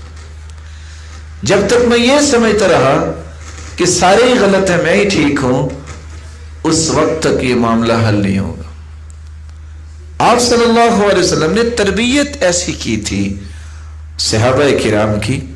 साद रज़ी अल्लाह तआला अन्हु तशरीफ फरमाए, अब्दुर्रहमान इब्न औफ रज़ी अल्लाह तआला अन्हु तशरीफ फरमाए, और साद रज़ी अल्लाह तआला अन्हु की बेटी आई, छोटी बेटी, और अब्दुर्रहमान बिन औफ रज़ी अल्लाह तआला अन्हु खाना खा रहे हैं। जब उनकी बेटी को देखा तो रोने लग गए। कहते हैं ये उस इंसान की बेटी है जो हुआ खैरु मिन्नी, जो मुझसे अच्छा था। मैंने नाम किन का भला लिया है? अब्दुर्रहमान इब्न औफ का। आलमी मंडी में सफ़े अव्वल के ताजिर है, और कैसे कमाल के इंसान हैं, कितने जंगों में इनको कमांडर बनाया गया, कैसे कमाल के इंसान हैं कि ये पहली सब में नमाज पढ़ते। हत्ता कि सैयदना उमर रज़ी अल्लाह तआला अन्हु जब शहीद हुए हैं, जब उनको खंजर मारे गए, अबू लुअलुअ मजूसी ने मारा, तो वो तो गिर गए। नमाज पूरी करवाई तो उनके बिल्कुल पिछली तरफ खड़े हुए थे पहली सब में, वो अब्दुर्रहमान बिन औफ थे, वो आगे बढ़े, उन्होंने नमाज पूरी करवाई। इतना कमाल का इंसान, और ये अशरा मुबशरा में से है, ये अशरा मुबशरा में से है, जिनको एक ही वक्त में 10 लोगों को जन्नत की बिशारत दी गई। वो इंसान कह रहा है ये उसकी बेटी है जो मुझसे अच्छा है। जब तक मैं ये मिजाज नहीं बनाऊंगा, यही मिजाज फिर एक दूसरे का एहतराम पैदा करता है। आप किसी को इज्जत देना सीखें, आप किसी को एहतराम देना सीखें। आप जब किसी की तकरीम करेंगे, रब ताला आपकी इज्जत बनाएंगे। ये वो मेंटालिटी है जो सहाबा किराम के पास थी। देखिए सईदा आयशा रज़ी अल्लाह तआला अन्हा, उनको ख्वाब आया था कि मेरे हुजरे में 3 चांद गिर गए। कितने चांद? सैयदुल मुरसलीन अल्लाह के पास चले गए, तो उनको भी आपके हुजराए मुबारका में ही दफनाया गया। तो अपने बाप से पूछती है मुझे ये ख्वाब आई थी, कहा एक चांद तो आपके हुजरे में आ गया है, बाकी 2 का इंतजार करो। तो वो कौन से 3 चांद थे? उसी हुजरे में अल्लाह के रसूल सल्लल्लाहु अलैहि वसल्लम की कब्र मुबारक है, और उसी हुजरे में फिर सईदना अबू बकर को दफनाया गया। और जब सईदना उमर रज़ी अल्लाह तआला अन्हु को खंजर लगे, उन्होंने अपने बेटे को भिजवाया, कहा जाके सईदा आयशा से कहो उमर कहता है, अमीरुल मोमिनीन न कहना। क्यों? अमीरुल मोमिनीन कहने से इसका मतलब है कि मैं अपनी बड़ाई बयान कर रहा हूं कि अमीरुल मोमिनीन का हुक्म है कि मुझे अपने दोस्तों के साथ मेरी कब्र बनाई जाए। आप सिर्फ ये कहना जाके कि उमर कहता है कि मेरी कब्र भी यहां बनाई जाए। अगर वो इजाजत दे दे तो ठीक है, वगरना मुझे दीगर मुसलमानों के साथ दफना देना। क्या कहा? उमर कहता है। ये है वो सोच, ये है वो बसीरत की बात कि उन्होंने अपनी बड़ाई को बयान नहीं किया। आखिर अल्लाह ताला ने उन 3 चांदों को वहां जमा किया। तो जब तक हमारे अंदर ये सोच पैदा नहीं होगी कि दुनिया ही सिर्फ गलत नहीं, मेरे अंदर भी कमी कोताही है, इत्तेफाक नहीं होता, गिव एंड टेक का अमल ही दुनिया में चलता है। कुछ मानना पड़ता है, कुछ मनवाना पड़ता है। और यहां मैं एक हदीस पेश कर दूं जो आपको जिंदगी में याद रहनी चाहिए। लौ लम तुज़निबू, हदीस में आता है अगर तुम गुनाह ना करो, कोई गुनाह भी ना करो, कोई गुनाह नहीं है, तुम्हारा इतना ही गुनाह बड़ा है कि तुम ये समझो कि मेरे जैसा कोई नहीं है। आप कोई गुनाह नहीं करते, अगर उजुब आ जाए कि मेरे जैसा कोई नहीं, यह भी बहुत बड़ा गुनाह है। और हदीस में यही तो आता है कि अगर तुम गुनाह ना करो तो अल्लाह ताला ऐसी कौम पैदा करेंगे जो गुनाह करेगी और फिर तौबा करेगी, वो अल्लाह ताला के यहाँ महबूब बन जाएंगे। और सच किसी ने कहा ना कि जहन्नम भी गुनहगारों से भरी जाएगी और जन्नत में भी गुनहगार जाएंगे। वो कैसे? वो ऐसे कि गुनाह तो, गलती तो, कोताही तो हर एक से होती है। कुल्लु बनी आदम खत्ता, यह हदीस है। सारी की सारी इंसानियत खताकार है। वह खैरुल खत्ताइन अत्तवाबून, लेकिन बेहतरीन खताकार वो बन जाते हैं जो तौबा कर लेते। इसे पता चला कि कमी कोताही तो हर एक से होती है, लेकिन जो अल्लाह से तौबा कर लेता है, जो अल्लाह ताला से पर उम्मीद रहता है कि मेरा रब मुझे मुआफ करेगा जब मैं सच्ची तौबा कर लूंगा, तो अल्लाह उसको जन्नत की राह की तरफ ले जाते हैं। तो मैं एक बार फिर इस बात को दोहराना चाहूंगा कि लैलतुल कद्र की रात का ताय्युन जो था वो अल्लाह के रसूल सल्लल्लाहु अलैहि वसल्लम को ख्वाब में दिखाया गया, और आप बताना चाहते थे इस खैर से महरूमी हुई تو دو لوگوں کی تو تکرار اور بحث کی وجہ سے، اس لیے مسلمانوں کو کج بحثی نہیں کرنی چاہیے، جھگڑوں میں نہیں پڑنا چاہیے۔ آپ جب بھی جھگڑے کے مسائل سامنے آ جائے، آپ فوراً سلنڈر کر جائے، پیچھے ہٹ جائے، نہیں میں جھگڑا نہیں کروں گا، کیونکہ اس میں خیر نہیں ہے، اس میں برکت نہیں ہے۔ برکت کس میں ہے کہ میں حق کی تلاش میں رہوں، حق کی بات مانوں، کوئی چھوٹا بھی کہہ دے میں مان جاؤں۔ وہ صحابی ابو موسیٰ اشعری آئے، سیدنا عمر رضی اللہ تعالیٰ عنہ کے گھر آ کے دروازہ نوک کیا، 1 مرتبہ 2 مرتبہ 3 مرتبہ سلام کہا اور واپس چلے گئے۔ سیدنا عمر اپنی امور مملکت میں مشغول تھے، وہ جواب نہیں دے پائے۔ جب فارغ ہوئے تو کہتے ہیں من بالباب، کون ہے دروازے پہ؟ اور وہ تو جا چکے تھے۔ انہوں نے کیوں نہیں بات آگے سے سنی؟ یہ بھی سنت ہے۔ آپ صلی اللہ علیہ وسلم ایک شخص کا جواب دے رہے تھے، ایک شخص نے کہا کہ میری بات آپ نے توجہ ہی نہیں کی، جب آپ نے پہلے کی بات سن لی جواب دے دیا، پھر فرمایا این اراہ السائل، وہ جو سوال کرنے والا تھا وہ کدھر ہے؟ پہلے جو ہوتا ہے اس کو پہلے فارغ کرتے ہیں۔ اور وہ کیوں چلے گئے 3 مرتبہ نوک کرنے کے بعد؟ وہ بھی دین ہی تھا، کیونکہ آپ صلی اللہ علیہ وسلم کی حدیث انہوں نے سنی ہوئی تھی، الاذن ثلاثاً، 3 مرتبہ اجازت لیتے ہیں، اجازت مل جائے تو آ جاؤ وگرنہ واپس چلے جاؤ۔ آج ہمیں تو غصہ آ جاتا ہے نا کہ ہاں میں اتنی دور سے آیا تو یہ تو ملے ہی نہیں مجھے۔ صحابہ کے یہ انداز نہیں تھے، یہی وہ ہے انداز ہے جو ہم سمجھتے ہیں کہ میں بہت چیز ہوں۔ سیدنا عمر نے بلا بھیجا، کب بلاؤ؟ ہاں بھئی ابو موسیٰ اشعری آپ واپس کو چلے گئے۔ کہا اللہ کے رسول کا فرمان ہے الاذن ثلاثاً، 3 مرتبہ اجازت دو واپس چلے جاؤ۔ کہا یہ حدیث ثابت کرو وگرنہ آج میں تمہیں بتاؤں گا۔ وہ ڈر گئے، سیدنا عمر نے کہہ دیا ہے۔ وہ جلدی سے مسجد میں گیا، وَكَانَ مَزْعُورًا، خوف زدہ۔ صحابہ سے کہتے ہیں کہ آپ میں سے کوئی صحابی ہے جس نے یہ حدیث سنی؟ یہ انویسٹیگیٹ کرنا کہ حدیث ہے بھی ہے کہ نہیں ہے۔ فقام اصغر القوم، صحابہ جو بیٹھے تھے سب سے چھوٹی عمر کے ابو سعید خدری تھے اس وقت مسجد میں، کہتے ہیں میں آپ کے ساتھ چلتا ہوں، یہ حدیث تو میں نے بھی سنی ہوئی ہے۔ ابو سعید خدری اٹھے، خلیفۃ المسلمین کے پاس گئے، کہتے ہیں ہاں میں نے حدیث سنی ہے، الاذن ثلاثاً، 3 مرتبہ اجازت دیتے ہیں۔ کہا ٹھیک، اگر حدیث ہے تو پھر عمر کوئی بات نہیں کر سکتا۔ یہ مینٹیلٹی آج چاہیے۔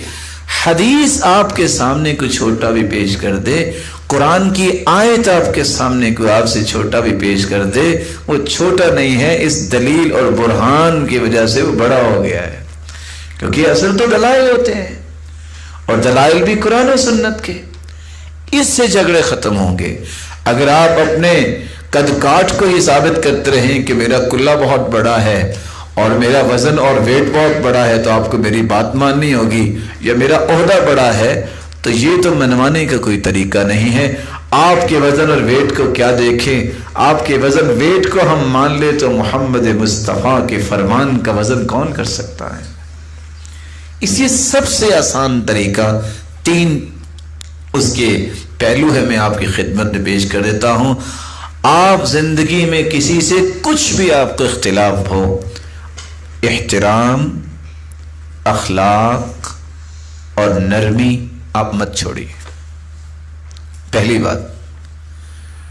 دوسری بات، اللہ کے رسول کی بات کو نہیں مانتا تھا تو آپ یہ نہیں کہتے تھے یا اللہ میری بات نہیں مانی تو اس کو جہنم لے جا، وہ کوشش پھر بھی جاری رکھتے تھے۔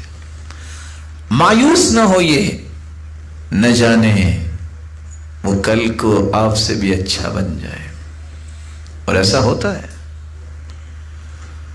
تیسری بات، آپ دلائل کو سامنے رکھیے، اس نیت سے کوئی بات کیجئے، کوئی رائے کا اختلاف ہوتا ہے کہ نہیں یہ قرآن میں ہے اور یہ حدیث میں ہے، اگر آپ سمجھنا چاہتے ہیں تو مجھے بڑی خوشی ہے، نہیں تو میں جھگڑا نہیں کروں گا۔ اپنے آپ کو اس سے اچھا سمجھنا اور اس کو حقیر جاننا، اس سے کبھی اختلاف ختم نہیں ہوتے۔ جب تک آپ یہ کیفیت نہیں پیدا کر لیتے معاشرے کے اندر کبھی بھی اتحاد و اتفاق کی فضا قائم نہیں ہوگی۔ رب تعالیٰ سے دعا ہے کہ اس اتحاد و اتفاق کی امت کو توفیق عطا فرمائے جو جھگڑے سے دور ہو، جس میں ایک دوسرے کا احترام کرنے والے ہوں اور ایک دوسرے کو عزت دینے والے ہوں۔ لیلۃ القدر کس رات میں آتی ہے؟ ابھی آپ نے سنا کہ اللہ کے رسول بتانے آئے تھے، بھلا دیا گیا۔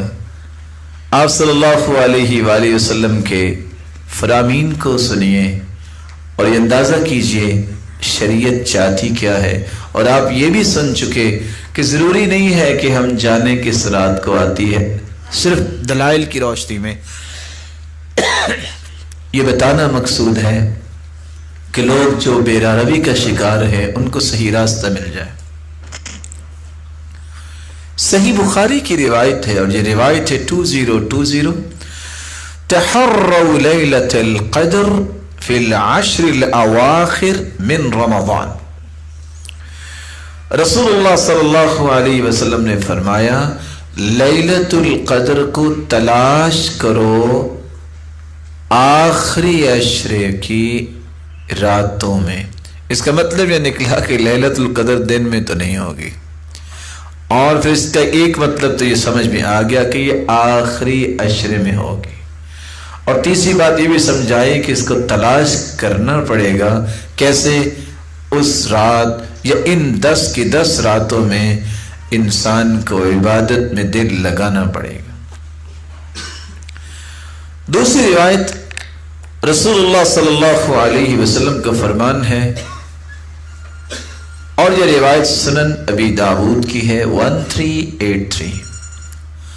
آپ صلی اللہ علیہ وسلم نے فرمایا التمسوها فی العشر الاواخر، آپ رمضان کے آخری عشرے میں اسے تلاش کرو، اور پھر فرمایا والتمسوها فی التاسعہ، اس کو 9 میں یعنی 29 میں، والسابعہ اور 7 میں، والخامسہ اور 5 میں تلاش کرو۔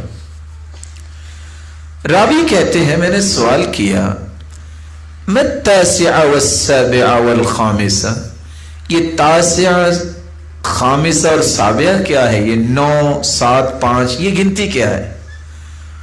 تو جواب دیا اذا مضت 21، جب 21 کا عدد گزر جائے فاللتی تلیہ التاسعہ، تو اس کے بعد 9 کا عدد آئے گا۔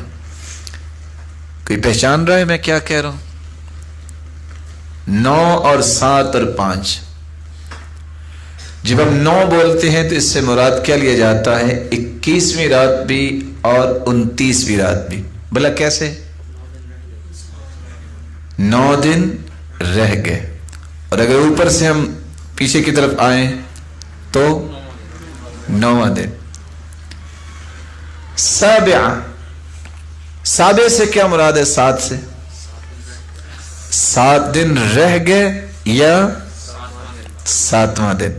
جب 7 دن رہ گئے تو یہ کیا بن گئی؟ 23۔ جب 7واں دن مراد لیں گے تو پھر کیا بن گیا؟ 27۔ خامسہ 5، اس سے مراد کیا ہے؟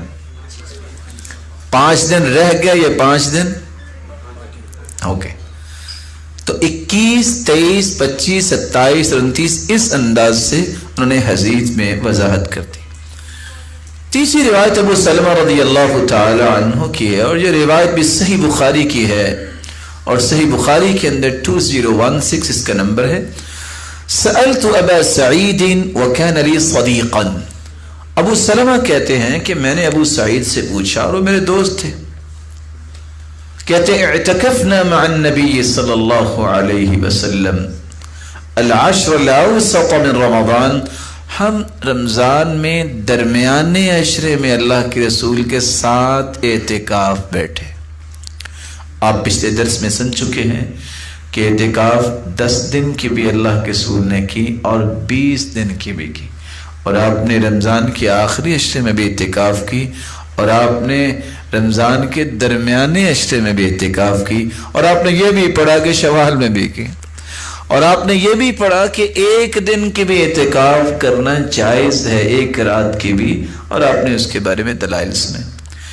صحابی کہتے ہیں فخرج صبیحۃ 20 فخطبنا، آپ 20ویں دن جب صبح کی تو آپ نے ہمیں خطبہ دیا اور فرمایا انی اریت لیلۃ القدر، مجھے لیلۃ القدر دکھائی گئی، ثم انسیتها او نسیتها، پھر میں بھول گیا یا مجھے بھلا دیا گیا، فالتمسوها فی العشر الاواخر فی الوتر، آخری عشرے میں تلاش کرو طاق راتوں میں۔ تھوڑا سا قریب ہو رہے ہیں نا، پہلے یہ بتایا کہ لیلۃ القدر رمضان میں آئے گی، پھر آپ نے فرمایا کہ لیلۃ القدر آخری عشرے میں ہوگی، پھر آخری عشرے میں آگے مزید اس کو قریب کیا کہ اب تم طاق راتوں میں سے تلاش کرو۔ تو طاق راتیں کون سی ہیں؟ 21، 23، 25، 27 اور 29۔ وَإِنِّي رَأَيْتُ أَنِّي أَسْجُدُ فِي مَاءٍ وَطِينٍ، اور میں نے خواب میں دیکھا ہے کہ میں مٹی اور پانی میں سجدہ کر رہا ہوں۔ فَمَنْ كَانَ اعْتَكَفَ مَعَ رَسُولِ اللَّهِ فَلْيَرْجِعْ، جس نے اللہ کے رسول کے ساتھ اعتکاف کیا ہے وہ لوٹ جائے۔ فَرَجَعْنَا، ہم واپس لوٹ گئے۔ وَمَا نَرَى فِي السَّمَاءِ قَزَعًا، اور ہمیں آسمان پہ کوئی بادلی نظر نہیں آئی۔ فَجَاءَتْ سَحَابَةٌ، اچانک سے ایک بادل رونما ہوا، فَنَطَرَتْ، اور برسنے لگ گیا، حَتَّى سَالَ سَقْفُ الْمَسْجِدِ، یہاں تک کہ مسجد کی چھت ٹپکنے لگی۔ وَكَانَ مِنْ جَرِيدِ النَّخْلِ، اور چھت اس وقت کھجور کے ڈنٹھل اور ٹہنیوں سے بنی تھی۔ وَأُقِيمَتِ الصَّلَاةِ، نماز کھڑی کی گئی۔ فَرَأَيْتُ رَسُولَ اللَّهِ صلی اللہ علیہ وسلم يَسْجُدُ فِي الْمَاءِ وَالطِّينِ، میں نے دیکھا کہ اللہ کے رسول مٹی اور پانی میں سجدہ کر رہے ہیں۔ حَتَّى رَأَيْتُ أَثَرَ الطِّينِ فِي جَبْهَتِهِ، اور میں نے آپ صلی اللہ علیہ وآلہ وسلم کی مبارک پیشانی پہ مٹی کے آثار بھی دیکھے۔ تو آپ صلی اللہ علیہ وسلم کو خواب میں دکھائی گئی، جیسا کہ ہم نے نشانیوں میں بیان کیا، اور صحابہ کرام کو بھی دکھائی گئی۔ یہاں ایک اور حدیث ہے، آپ صلی اللہ علیہ وآلہ وسلم نے فرمایا، اور یہ مسند احمد کی روایت ہے 11679، اطلبوا لیلۃ القدر فی العشر الاواخر، لیلۃ القدر کو طلب کرو آخری عشرے میں، فی 9 یبقین، جب 9 دن باقی رہ جائے، و7 یبقین، جب 7 دن باقی رہ جائیں، و5 یبقین، جب 5 دن باقی رہ جائیں، و3 یبقین، اور کتنے دن باقی رہ جائیں؟ 3 دن باقی رہ جائیں۔ رسول اللہ صلی اللہ علیہ وآلہ وسلم کے صحابی عبداللہ بن عباس، اللہ تعالیٰ نے اس نوجوان کو کیا ہی کمال دیا تھا۔ سچی بات یہ ہے کہ انسان جب کسی میدان میں نکلتا ہے تو اس کے سامنے کچھ شخصیات ہوتی ہیں کہ مجھے متاثر ہوتا نا انسان کہ میں اس کو اپنا آئیڈیل سمجھتا ہوں۔ کتنے نوجوان جو کھیل کود میں ہیں وہ کسی کھلاڑی کو اپنے لیے آئیڈیل سمجھتے ہیں۔ اگر کسی نے علم و معرفت کے میدان میں قدم رکھا ہے تو میں اسے یہ مشورہ دوں گا کہ وہ ایک مرتبہ عبداللہ ابن عباس کی زندگی کو ضرور پڑھے۔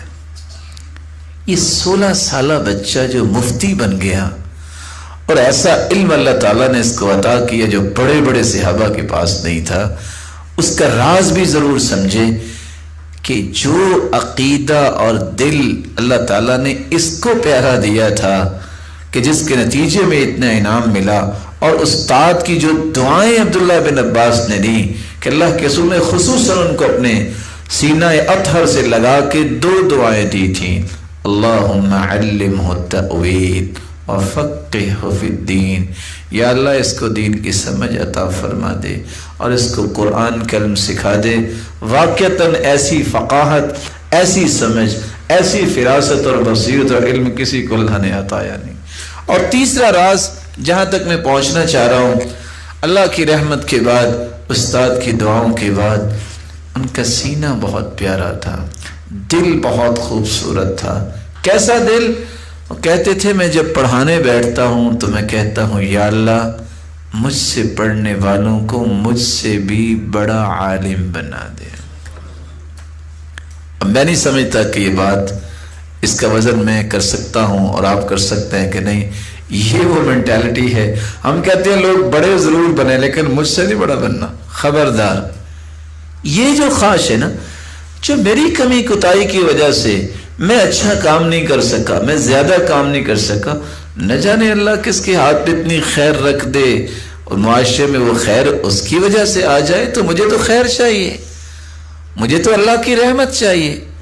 میں سبب تو بن گیا نا کسی کے اس خیر کا، تو اس کی بھی مجھے نیکی مل جائے گی. خوش ہونا چاہیے جب کوئی دوسرا بھی کام کرے. خوش ہونا چاہیے. الحق ابلج ولو ظہر علی یدی غیری.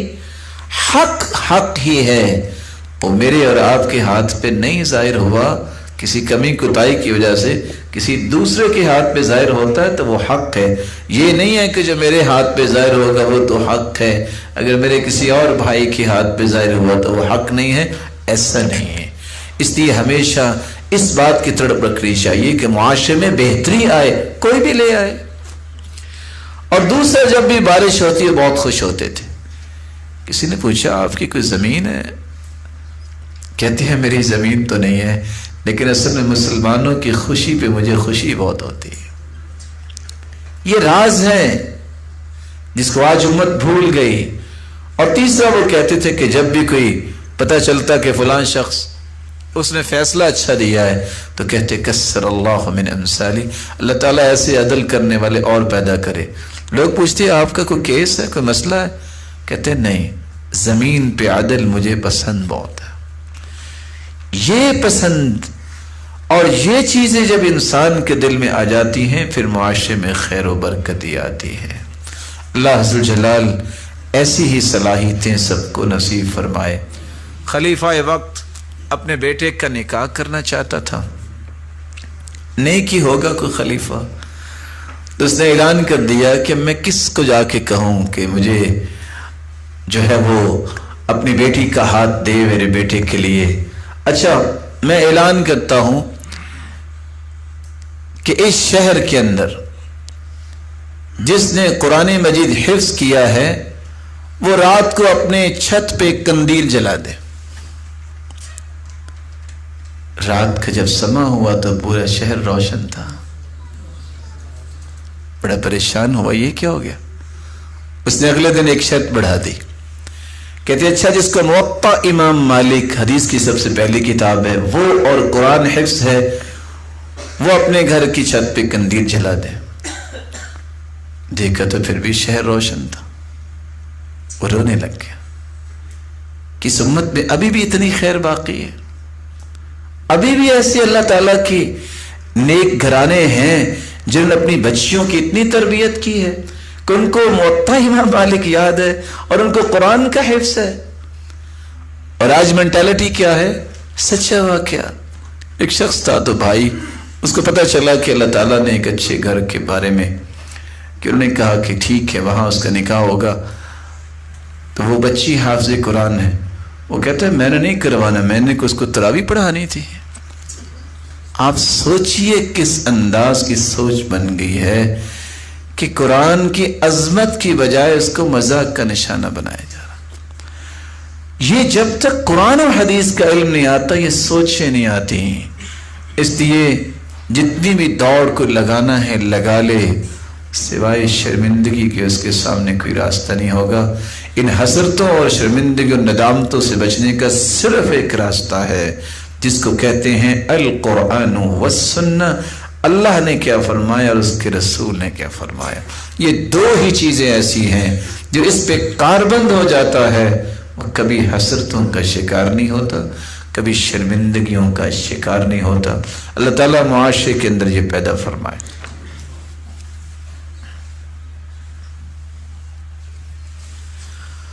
آپ صلی اللہ علیہ وسلم کے صحابی عبداللہ ابن عباس رضی اللہ تعالی عنہ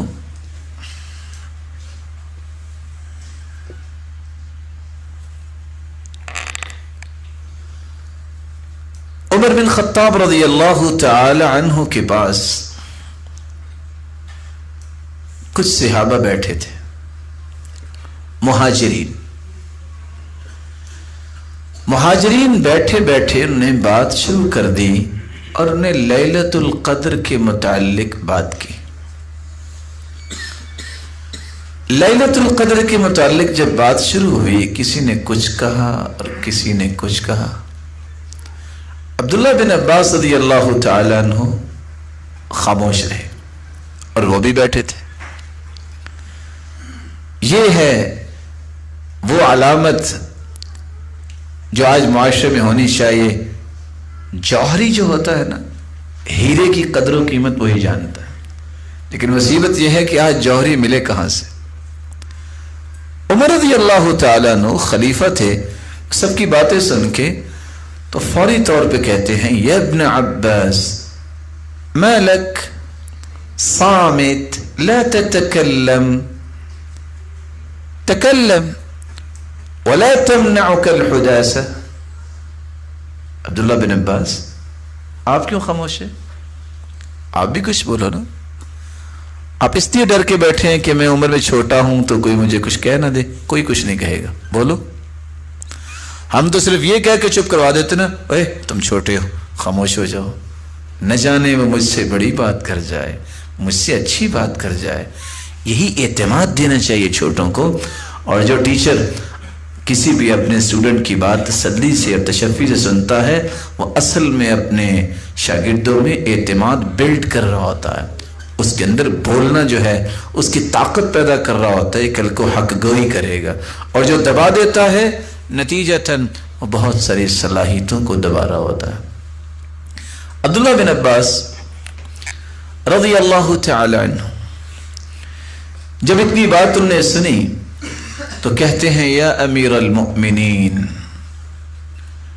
اے مومنوں کے خلیفہ، میں بھی کچھ کہوں؟ ان اللہ وتر یحب الوتر، اللہ یکتا ہے، وتر ہیں، اور اللہ وتر کو ہی پسند کرتے ہیں۔ فجعل ایام الدنیا تدور علی 7، اللہ تعالیٰ نے دنیا کے دن بھی 7 رکھے ہیں۔ وخلق الانسان من 7، اور اللہ تعالیٰ نے انسان کو بھی 7 چیزوں سے پیدا کیا۔ وخلق ارزاقنا من 7، اور اللہ نے سارے رزق بھی دیے ہیں تو 7 چیزوں سے۔ وخلق فوقنا سماوات 7، اور ہمارے اوپر بھی اللہ نے 7 آسمان بنائے ہیں۔ وخلق تحتنا اراضین 7، اور ہمارے نیچے زمینیں بھی 7 بنائی ہیں۔ وَأَعْطَى مِنَ الْمَثَانِ 7، اور اللہ نے ہمیں 7 المثانی، وہ 7 آیتیں سورۃ الفاتحہ کی عطا کی ہیں۔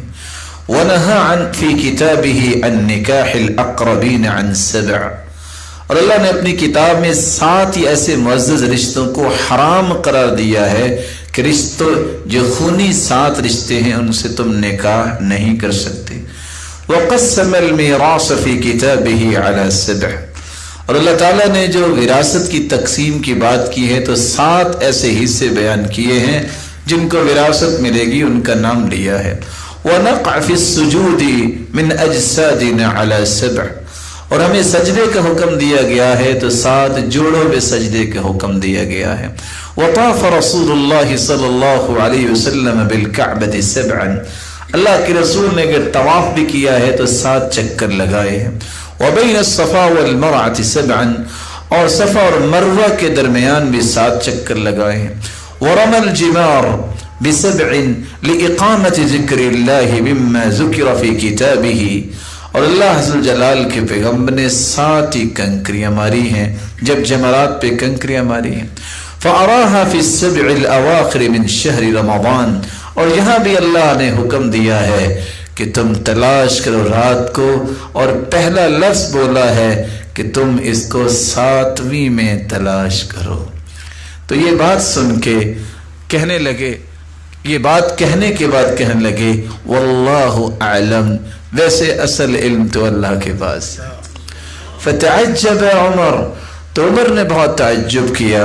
وقال ما وافقني فيها احد عن رسول الله الا هذا الغلام، میں اگر آپ کو کہوں یہ واحد بچہ ہے جس نے میری موافقت کی ہے، جو میں نے اللہ کے رسول سے سنا تھا وہی بات اس نے کی ہے۔ ساتھ یہ فرمایا لم تستوی شؤون رأسی، یہ سر برابر نہیں ہے، یہ نہیں ہوتا کہ جب تک میرے جتنا قد نہیں ہوگا تو بات نہیں کر سکتا، اصل بات علم سے ہی ہوتی ہے۔ ان رسول اللہ صلی اللہ علیہ وسلم قال، اللہ کے رسول صلی اللہ علیہ وسلم نے فرمایا تھا التمسوها فی العشر الاواخر، اس لیلۃ القدر کو آخری عشرے میں تلاش کرو۔ اور صحیح مسلم کی روایت 179، ابی ابن کعب قسم اٹھا کے کہہ رہے ہیں وواللہ انی لأعلم ای لیلۃ ہی اللیلۃ التي امرنا بها رسول اللہ صلی اللہ علیہ وسلم بقیامها، میں اللہ کی قسم اٹھاتا ہوں مجھے علم ہے کہ جو اللہ کے رسول نے ہمیں حکم دیا کہ جس رات کو آپ نے قیام کرنا ہے، ہو سکتا ہے یہ لیلۃ القدر ہو، وہ ہے ہی لیلۃ صبیحۃ 27، یہ 27ویں رات ہے، وَأَمَارَتُهَا، اور اس کی نشانی یہ ہے ان تطلع الشمس فی صبیحۃ یومها بیضاء لا شعاع لها، اس دن جب رات کے بعد سورج نکلتا ہے تو اس کی شعاعیں نہیں ہوتی بلکہ سفیدی ہوتی ہے۔ تو یہاں تک ہمیں ایک اور بات بھی سمجھ آ گئی۔ پہلی بات ہم نے سمجھی کہ یہ لیلۃ القدر رمضان میں ہوتی ہے، دوسری بات یہ سمجھی یہ آخری عشرے میں ہوتی ہے، تیسری بات یہ سمجھی کہ آخری عشرے میں بھی ہم اس کو وتر یعنی طاق رات میں تلاش کریں گے، اور چوتھی بات ہم نے یہ بھی سمجھ لی کہ یا یہ 21ویں ہوگی یا 27ویں ہوگی۔ آپ صلی اللہ علیہ وآلہ وسلم کے صحابی بیان کرتے ہیں، اور یہ روایت ہے عبداللہ ابن عباس رضی اللہ تعالیٰ عنہ سے، صحابہ کرام اس رات کی تلاش میں جہاں ان کی کوشش ہوتی وہاں اس بات کی بھی کوشش ہوتی کہ ہمیں پتہ چل جائے اور ہم اس بات میں خوشی محسوس کریں کہ ہم ان لوگوں کی صف میں شامل ہو گئے ہیں جن کو یہ رات نصیب ہوئی، کیونکہ اس سے محروم ہونے والا یہ وہ انسان ہے جو بہت بڑی خیر سے محروم ہو گیا۔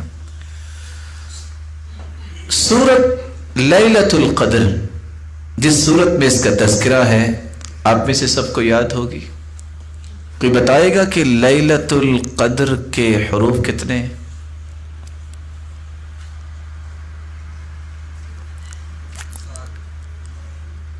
پھر دیکھ لیجئے گا، آپ کی گنتی ماشاءاللہ بہت پکی ہے۔ میں تو سوچتا ہوتا تھا کہ چلو گنتی پکی ہو جائے گی شہر میں جا کے، تو آپ تو لگتا ہے کہ میرے بھائی نکلے ہیں۔ کتنے حروف؟ لو ماشاءاللہ، ہم اختلاف دور کرنے کی بات کر رہے ہیں۔ اختلف العلماء على 3 اقوال، یہاں بیٹھے بیٹھے علماء کے 3 قول ہو گئے، 7، 9، 10۔ اب بتائیے کون سا صحیح ہے؟ جمہور کا قول ٹھیک ہے، 9 ہے۔ کچھ لوگوں نے یہ بھی اندازہ لگایا ہے کہ لیلۃ القدر کس رات میں ہوگی۔ لیلۃ القدر کے کتنے حروف ہیں اور یہ لفظ سورۃ القدر میں کتنی مرتبہ آیا ہے؟ انا انزلناہ فی لیلۃ القدر وما ادراک ما لیلۃ القدر لیلۃ القدر خیر من 1000 شہر تنزل الملائکۃ والروح فیہا بإذن ربہم من کل امر سلام ہی حتی مطلع الفجر۔ تو کتنی مرتبہ آیا؟ 9 کو 3 سے ملٹیپلائی کیجئے۔ بعض نے یہ بھی اندازہ لگایا، انا انزلناہ فی لیلۃ القدر۔ آپ شروع سے گنتی شمار کر کے آئیں تو یہ جو لیلۃ القدر کے الفاظ ہیں، لیلۃ القدر خیر من 1000 شہر، آپ گنیں گے کہ یہ حروف کتنے بنتے ہیں تو یہ 27واں حروف بنے گا۔ کچھ لوگ اس طرح کے اندازے بھی لگاتے ہیں۔ ان سارے اقوال کو پیش کرنے کے بعد حقیقت کیا ہے؟ اللہ تعالیٰ کو پتہ ہے کہ 21 کو یہ رات آتی ہے یا 23 کو آتی ہے یا 25 کو آتی ہے یا 27 کو آتی ہے یا 29 کو آتی ہے۔ اس کے بارے میں کسی بھی بات کو حتمی بات سمجھنا یہ درست نہیں ہے۔ اور کیوں درست نہیں ہے؟ اگر حتمی بات یہ طے کر دی جائے تو کوئی بھی شخص باقی راتوں کو عبادت کرے تیار نہیں ہوگا، اور یہی شریعت کا اصل مقصود نہیں ہے۔ مقصود یہ ہے کہ لوگ ان راتوں میں عبادتیں کر رہے۔ اس لیے امام بخاری کی صحیح بخاری کی شرح لکھنے والے ابن حجر اسقلانی رحمۃ اللہ علیہ بیان کرتے ہیں، فی هذه الترجمہ باب تحری لیلۃ القدر، لیلۃ القدر کو تلاش کرنے کے باب میں، اس ترجمے میں، اس باب میں اشارہ ہے الی رجحان کون لیلۃ القدر منحصر فی رمضان ثم فی العشر الاخیر منہ ثم فی اوتارہ لا فی لیلۃ منہ بعینها۔ اس سے صرف یہ سمجھ آتا ہے حدیثوں سے کہ یہ رات رمضان میں ہوگی، رمضان میں آخری عشرے میں ہوگی، اور آخری عشرے میں بھی طاق راتوں میں سے کسی ایک رات میں ہوگی۔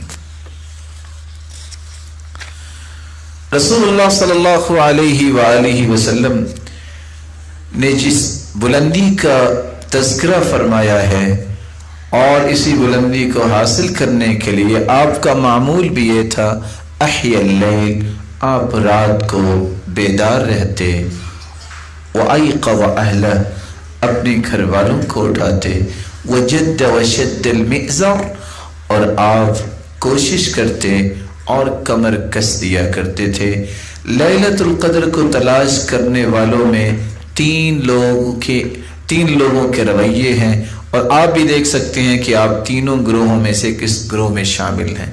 پہلا وہ گروہ ہے وفقہ اللہ تعالی للصواب، ایسا گروہ جو خالص اللہ کی رضا کے لیے عبادت کرتا ہے، اس کو کوئی غرض نہیں ہے، صرف ایک ہی غرض ہے، جب اللہ کے رسول نے پورا عشرہ رات بیداری کی ہے، گھر والوں کو اٹھایا ہے، حالانکہ ان کو بھی دکھا دی گئی تھی، اور انہوں نے کمر کس دی ہے، کمر بستہ ہو کے یہ راتیں گزاری ہیں، تو مجھے تو اللہ سے تعلق چاہیے، مجھے تو رب کی رضا چاہیے، جو میری قسمت میں ہے مجھے وہ رات مل ہی جائے گی، وہ اپنی عبادت پہ توجہ رکھتا ہے۔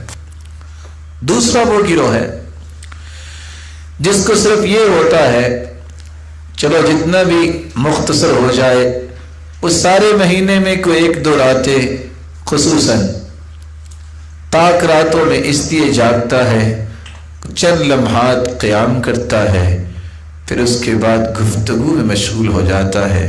اور بعض تو ایسے لوگ ہیں جو ان مبارک راتوں میں بھی اپنے شوق پورے کرنے سے باز نہیں آتے، کہیں دف چل رہی ہے، نام بھی اسلام کا لیتے ہیں، اور اس طرح کی مجالس برپا کی جاتی ہیں۔ یہ وہ گروہ ہے جو بہت ساری خیر سے محروم ہے۔ اور تیسرا وہ گروہ ہے جن کو قرآن رمضان کی قدر کا ہی علم نہیں، اس کا سال سارے کا سارا ایک جیسا ہوتا ہے، نہ اس کے سامنے کو رمضان کی عظمت ہے، نہ اس کے سامنے جو ہے وہ لیلۃ القدر کی عظمت ہے۔ وہ زیادہ سے زیادہ چھپ کے کھانے میں بھی گریز نہیں کرتا، لوگوں کو کہتا ہے میں نے روزہ رکھا ہے، اگر خوف نہ ہو اس کو تو شاید اس بارے میں بھی وہ اپنا ایک تصور پیش کرتا۔ ایسے لوگوں کے بارے میں ہدایت کی دعا بھی کرنی چاہیے۔ اور عمر رضی اللہ تعالیٰ عنہ تو مارا کرتے تھے کوڑے جو روزہ نہیں رکھتا تھا، اور بچوں کو بھی روزہ رکھوایا کرتے تھے۔ تو اللہ عز و جلال ہمیں ایسے لوگوں کی سب میں شامل فرمائے جو رب تعالیٰ کے قرب کی خواہش رکھتے ہیں۔ لیلۃ القدر کی تلاش میں ہمیں کام کیا کرنے ہیں؟ لیلۃ القدر کی تلاش جن کو ہوتی ہے ان کا سب سے پہلا رویہ یہ ہے کہ اس رات کو تلاش کرنا ہے تو تازہ دم ہو کے اور دل کی اتھا گہرائیوں سے یہ خواہش دے کے کہ میں نے اللہ کے قریب ہونا ہے۔ اس لیے ابن جریر کہتے ہیں كانوا يستحبون أن يغتسلوا كل ليلة من ليالي العشر الأواخر. سلف صالحین آخری 10 راتوں میں ہر رات مغرب کے بعد غسل کرتے کہ تازہ دم رہیں، اور اپنے آپ کو پاک صاف اس لیے کرتے اور اس لیے غسل کرتے کہ نیند کا غلبہ نہ ہو. اور امام نخعی ابراہیم النخعی رحمہ اللہ یغتسل فی العشر کل لیلہ، ہر رات ان کا یہی معمول تھا. ومنهم من كان يغتسل ويتطيب في الليالي التي تكون أرجى الليلة، فأمر زر بن حبيش بالاغتسال ليلة 27 من رمضان.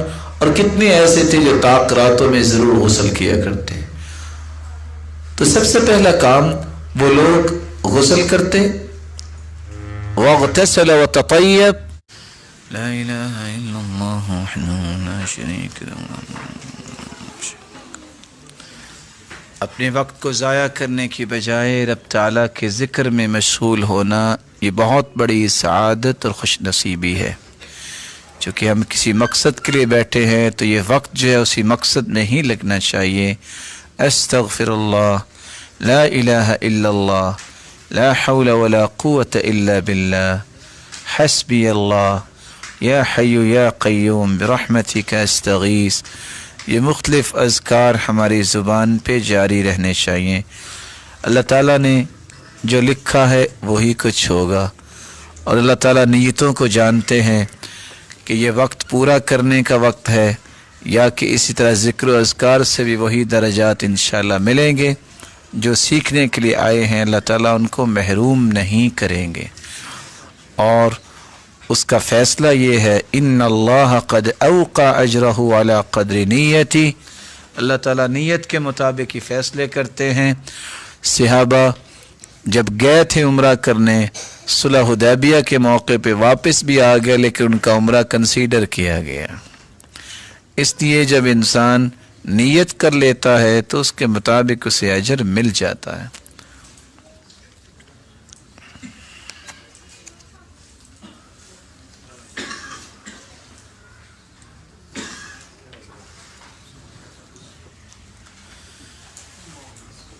اس لائٹ اور روشنی جانے میں بھی اللہ نے کوئی حکمت رکھی ہوگی کہ اتنی بڑی عظمت والی رات سے اگر اس کا کوئی اہتمام نہیں کرتا اور زندگی کے رعنائیوں میں اپنے آپ کو لگائے رکھتا ہے تو میں بڑی بڑی روشنیاں ختم بھی کر سکتا ہوں اور بڑی بڑی آوازیں بند بھی کر سکتا ہوں. یہ اس کے فیصلے ہیں اور سمجھانا چاہتے ہیں. اللہ تعالی ہمیں اپنے ساتھ جوڑے رکھے اور قیامت کو بھی اپنے دیدار کا مستحق بنائے.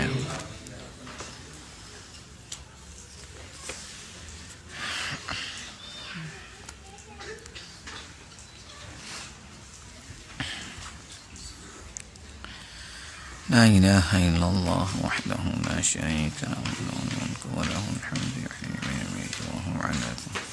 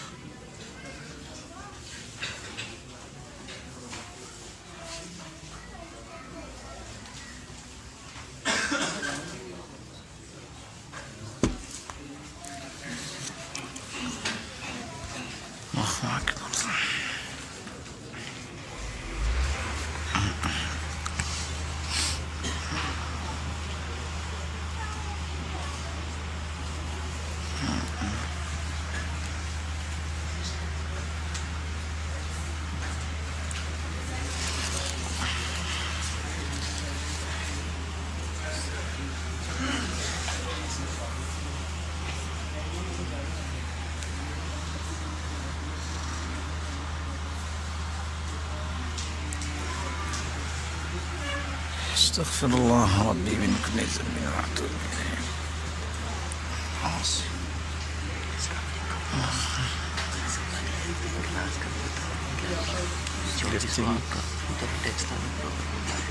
جی میں ٹیکسٹ لانے انشاءاللہ 10 بجے نکلوں گا اور 2 بجے آپ کے پاس پہنچ کے کلاس لوں گا.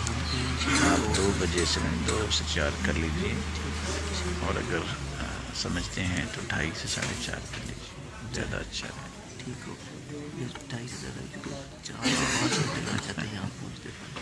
جی انشاءاللہ آپ 2:30 سے 4:30 کر لیجیے. ٹھیک ہے؟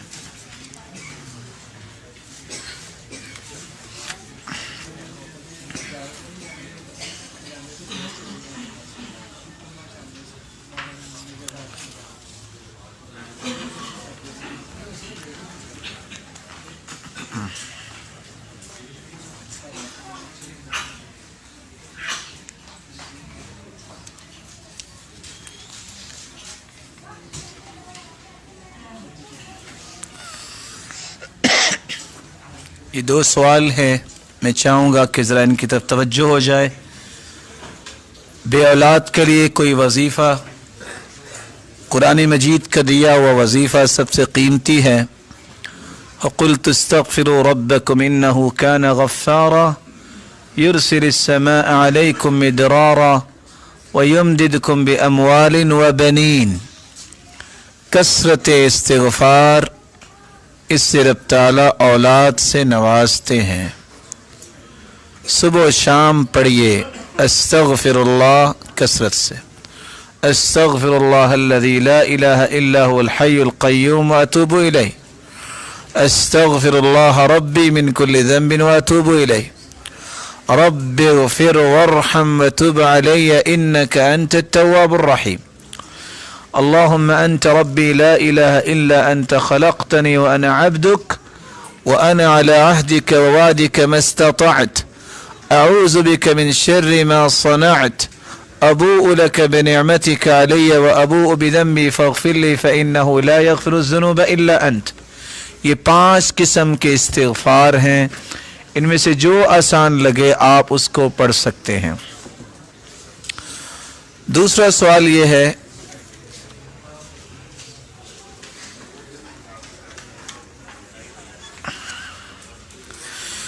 اسلام میں لو میرج کے بارے میں کیا حکم ہے؟ کیا جس کو لائق کرتے ہیں اس کے ساتھ شادی کی دعا کر سکتے ہیں؟ اگر آپ الفاظ کا صحیح چناؤ کر لیں اور اس کا صحیح معنی سمجھیں تو ایک لفظ یاد رکھیے، اسلام نے جتنا نظام دیا ہے وہ اتنا پاکیزہ ہے، اتنا پاکیزہ ہے. اس پاکیزگی کو سامنے رکھا جائے تو یہ لفظ چونکہ غلط استعمال ہوتا ہے، اگر یہ استعمال غلط نہ ہوتا تو ہم یہ کہہ دیتے کہ اسلام کرتا ہی لو میرج ہے، کیونکہ اس کی لو کیا ہے؟ اللہ کا دین، اخلاق، نیکی، پاکیزگی، پاک دامنی. اسی لیے تو بنیادیں بیان کیے نا کہ وہ کس کے ساتھ محبت کرتا ہے. وہ ان نیکیوں کے ساتھ جب محبت کرتا ہے تو اصل میرج تو وہی ہے. اگر انسان کسی کی نیکی خیر خواہی کو دیکھتا ہے اور اس کے بارے میں دعا کرتا ہے تو اس کو کرنی چاہیے، بلکہ سلف تو دعائیں کیا کرتے تھے، یا اللہ ایسا ساتھی دے جو جنت تک میرے ساتھ جائے. تو دعا کرنے میں حرج کوئی نہیں، لیکن اس لفظ کو استعمال کرنا یا اسی طرح اس لفظ کے استعمال کے بعد اس طرح کے رویے اختیار کرنا جو ارینج میرج نہیں ہوتی، اس طرح کی غلط راہ ہوتی ہے، اس سے بچنا چاہیے. اس لیے ابن باز رحمۃ اللہ علیہ کہا کرتے تھے، یہ جو ہم پھول دل بنا کے بھیج دیتے ہیں یا کہیں لگا دیتے ہیں، یہ مومنوں کے لائق نہیں ہے. दिल के अंदर लिखा होता है अल्लाह, दिल के अंदर लिखा होता है मोहम्मद सल्लल्लाहु अलैहि वसल्लम, ये अल्लाह और उसके रसूल की तौहीन नहीं करनी चाहिए। बिलाशुबा दिल में मोहब्बत अल्लाह और उसके रसूल की है, लेकिन जो आम लोग हैं, जिन लोगों ने ये शिआर बना लिया है गलत मोहब्बत का, दिल भेजना या दिल बनाना, एक सच्चे मोमिन को या अपने रब के बारे में और अल्लाह के महबूब के बारे में ये रवैया नहीं करना चाहिए। इसलिए जहाँ भी ऐसा लिखा हो उससे गुरेज करना चाहिए। अगर जवानी में सर के बाल और दाढ़ी के बाल सफ़ेद हो तो मार्केट में बाल ब्रो और ब्लैक करने वाले हेयर कलर मौजूद, इनको लगाना जायज़ है। तो ये ब्राउन और ब्लैक जो है, ब्लैक से बचा जाए, बाकी आप कलर इस्तेमाल कर सकते हैं। इमाम के पीछे रुकू के बाद हाथ बांधना कैसा अमल है? इमाम की इताअत के हवाले से अगर कोई बांध ले तो ठीक है, ना बांधे तो फिर भी ठीक है। क्यों? आप सल्लल्लाहु अलैहि वसल्लम की जितनी नमाज बयान की गई उसमें हाथ बांधने की सराहत मौजूद नहीं, और रसूलुल्लाह सल्लल्लाहु अलैहि वसल्लम की एक रिवायत है जिसको सुनन नसाई में लाया गया है कि आप जब भी क़ियाम करते तो आप हाथ बांधते थे। इससे इस्तिदलाल करते हुए बाज़ ने कहा कि हाथ बांधना चाहिए, और आप उसी तरह रुकू करने के बाद वापस उसी तरह जैसे हड्डियां थी वापस चले जाती, इससे इस्तिदलाल कर लिया। जबकि ये इस्तिदलाल की वजह से हम किसी का इनकार नहीं करते। आप सल्लल्लाहु अलैहि वसल्लम से जितनी भी रिवायात आई हैं उन रिवायात में इस बात का हुक्म नहीं है।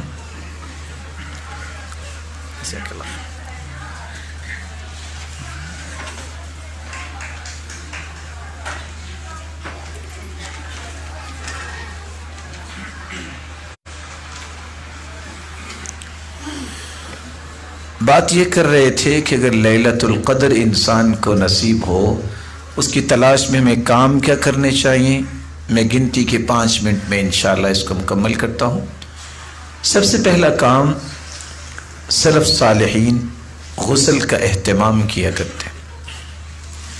आज ये भी रवैया आपको देखने को मिलेगा, जिसने इतिकाफ बैठना होता कहते हैं ये गुस्ल नहीं करेगा, और ये रवैया दुरुस्त नहीं है। पाकीज़ा इंसान को रहना चाहिए।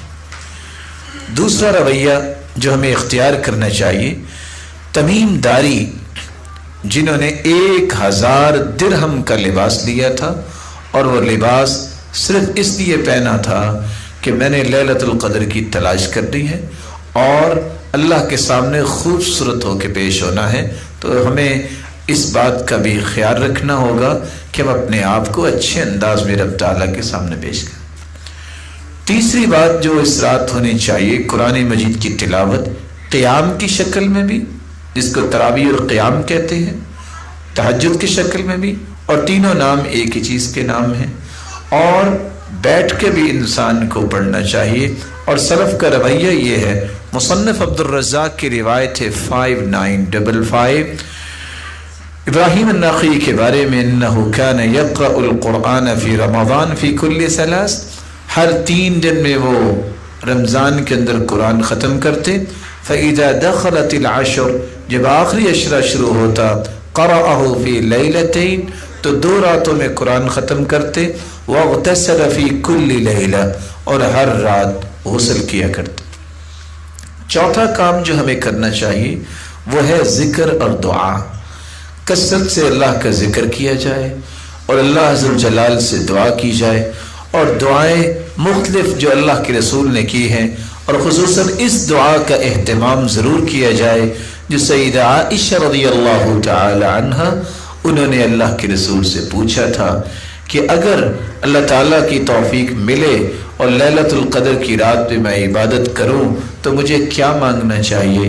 तो अल्लाह के रसूल ने रहनुमाई दी थी, वो दुआ सिखाई थी जो हर मुसलमान को याद होनी चाहिए, और मुझे उम्मीद है कि आप सबको याद होगी। अल्लाहुम्मा इन्नका अफ़ुव्वुन तुहिब्बुल अफ़्व फ़अफ़ु अन्नी, ए अल्लाह तू मुआफ़ करने वाला है, तू मुआफ़ी को पसंद करता है, तो मुझे भी मुआफ़ फरमा दे। इस हदीस के अंदर बहुत से राज हैं, سیدہ عائشہ رضی اللہ تعالی عنہ کی انتہا درجے کی حرص دیکھیے کہ وہ ہر وقت وہ بات پوچھتی جس سے امت کو نفع مل جائے. اور اس حدیث کے اندر عفو کا جو سوال ہے فاعف عنی، یہ یہاں ہی کیوں ہے؟ باوجود اس کے کہ ہمیں معافات اور معافی کا تو ہر وقت جو ہے ہمیں ضرورت ہے، اس رات کیوں؟ کیونکہ اللہ عز و جلال کے پیغمبر نے بار بار اپنے چچا سے کہا تھا سل اللہ العفو والعافیہ، چچا زیادہ سے زیادہ معافی اللہ سے مانگا کرے. ابن القیم فرماتے ہیں اس رات میں اس کا کیوں اللہ کے رسول نے توجہ دلائی؟ انسان جتنے بھی انعامات زندگی میں حاصل کرتا ہے وہ اللہ کی توفیق سے حاصل کرتا ہے. سارا رمضان وہ محنت کرتا ہے، لیکن اچھے لوگوں کی یہی عادت ہوتی ہے، پھر بھی وہ کہتے ہیں یا اللہ اگر کوئی کمی کوتاہی رہ گئی ہے تو معاف کر دے. اور یہی اصل عبودیت ہے کہ انسان تقصیر کا اعتراف کرے کہ اللہ مجھ میں بہت ساری کمی ہے. ساری زندگی فرشتے عبادت ہی کرتے ہیں، کوئی رکوع میں پڑا ہے، کوئی سجدے میں ہے، اور حدیث تو یہ کہتی ہے کہ آسمانوں میں 4 انگلیوں کی جگہ خالی نہیں ہے، کوئی رکوع میں ہے، کوئی قیام میں ہے، کوئی سجدے میں ہے. لیکن قیامت کے دن فرشتے بھی کہیں گے ما عبدناک حق عبادتک، اللہ ہم تیری عبادت کا حق ادا نہیں کر سکے. تو حق یہی بنتا ہے کہ آخری عشرے میں کثرت سے یہی دعا کی جائے. اس میں ایک ادب بھی سکھایا گیا ہے، جب تک کسی دعا میں اللہ کی تعریف نہ کی جائے، درود نہ پڑھا جائے، تو یہ دعا قبول نہیں ہوتی. درود نہ پڑھا جائے آسمان تک دعا پہنچتی نہیں ہے. تو اس میں دیکھیے پہلے اللہ کی تعریف ہے، اللہم انک عفو تحب العفو فاعف عنی.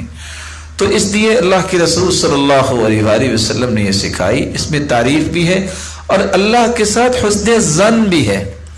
اللہ تو معاف کرنے والا ہے، حسن ظن پیدا ہو رہا ہے، اس لیے تو مجھے بھی معاف کر دے.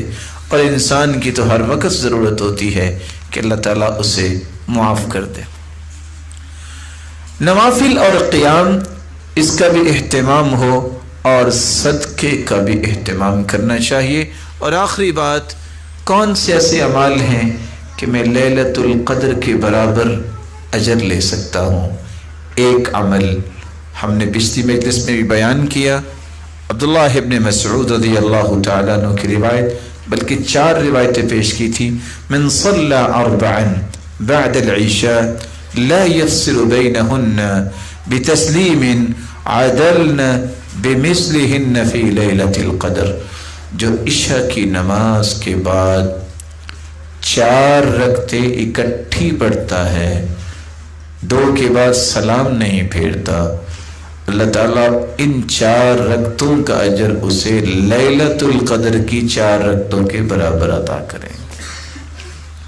دوسرا عمل عبداللہ ابن عمر سے روایت ہے، اور یہ روایت سے صحیحہ کی ہے 2811.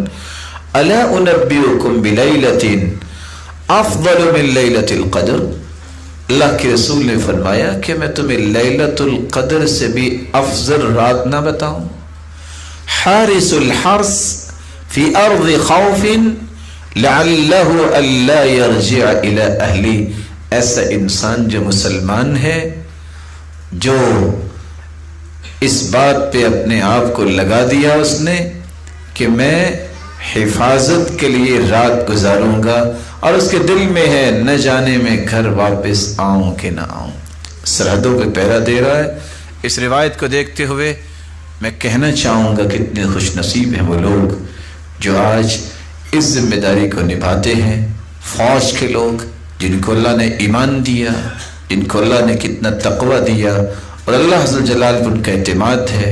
نماز پڑھنے والے، وہ زکوٰۃ دینے والے، وہ روزے رکھنے والے، کچھ پتہ نہیں گھر واپس آنا ہے کہ نہیں، پھر بھی وہ سرحدوں پہ پہرا دیتے ہیں.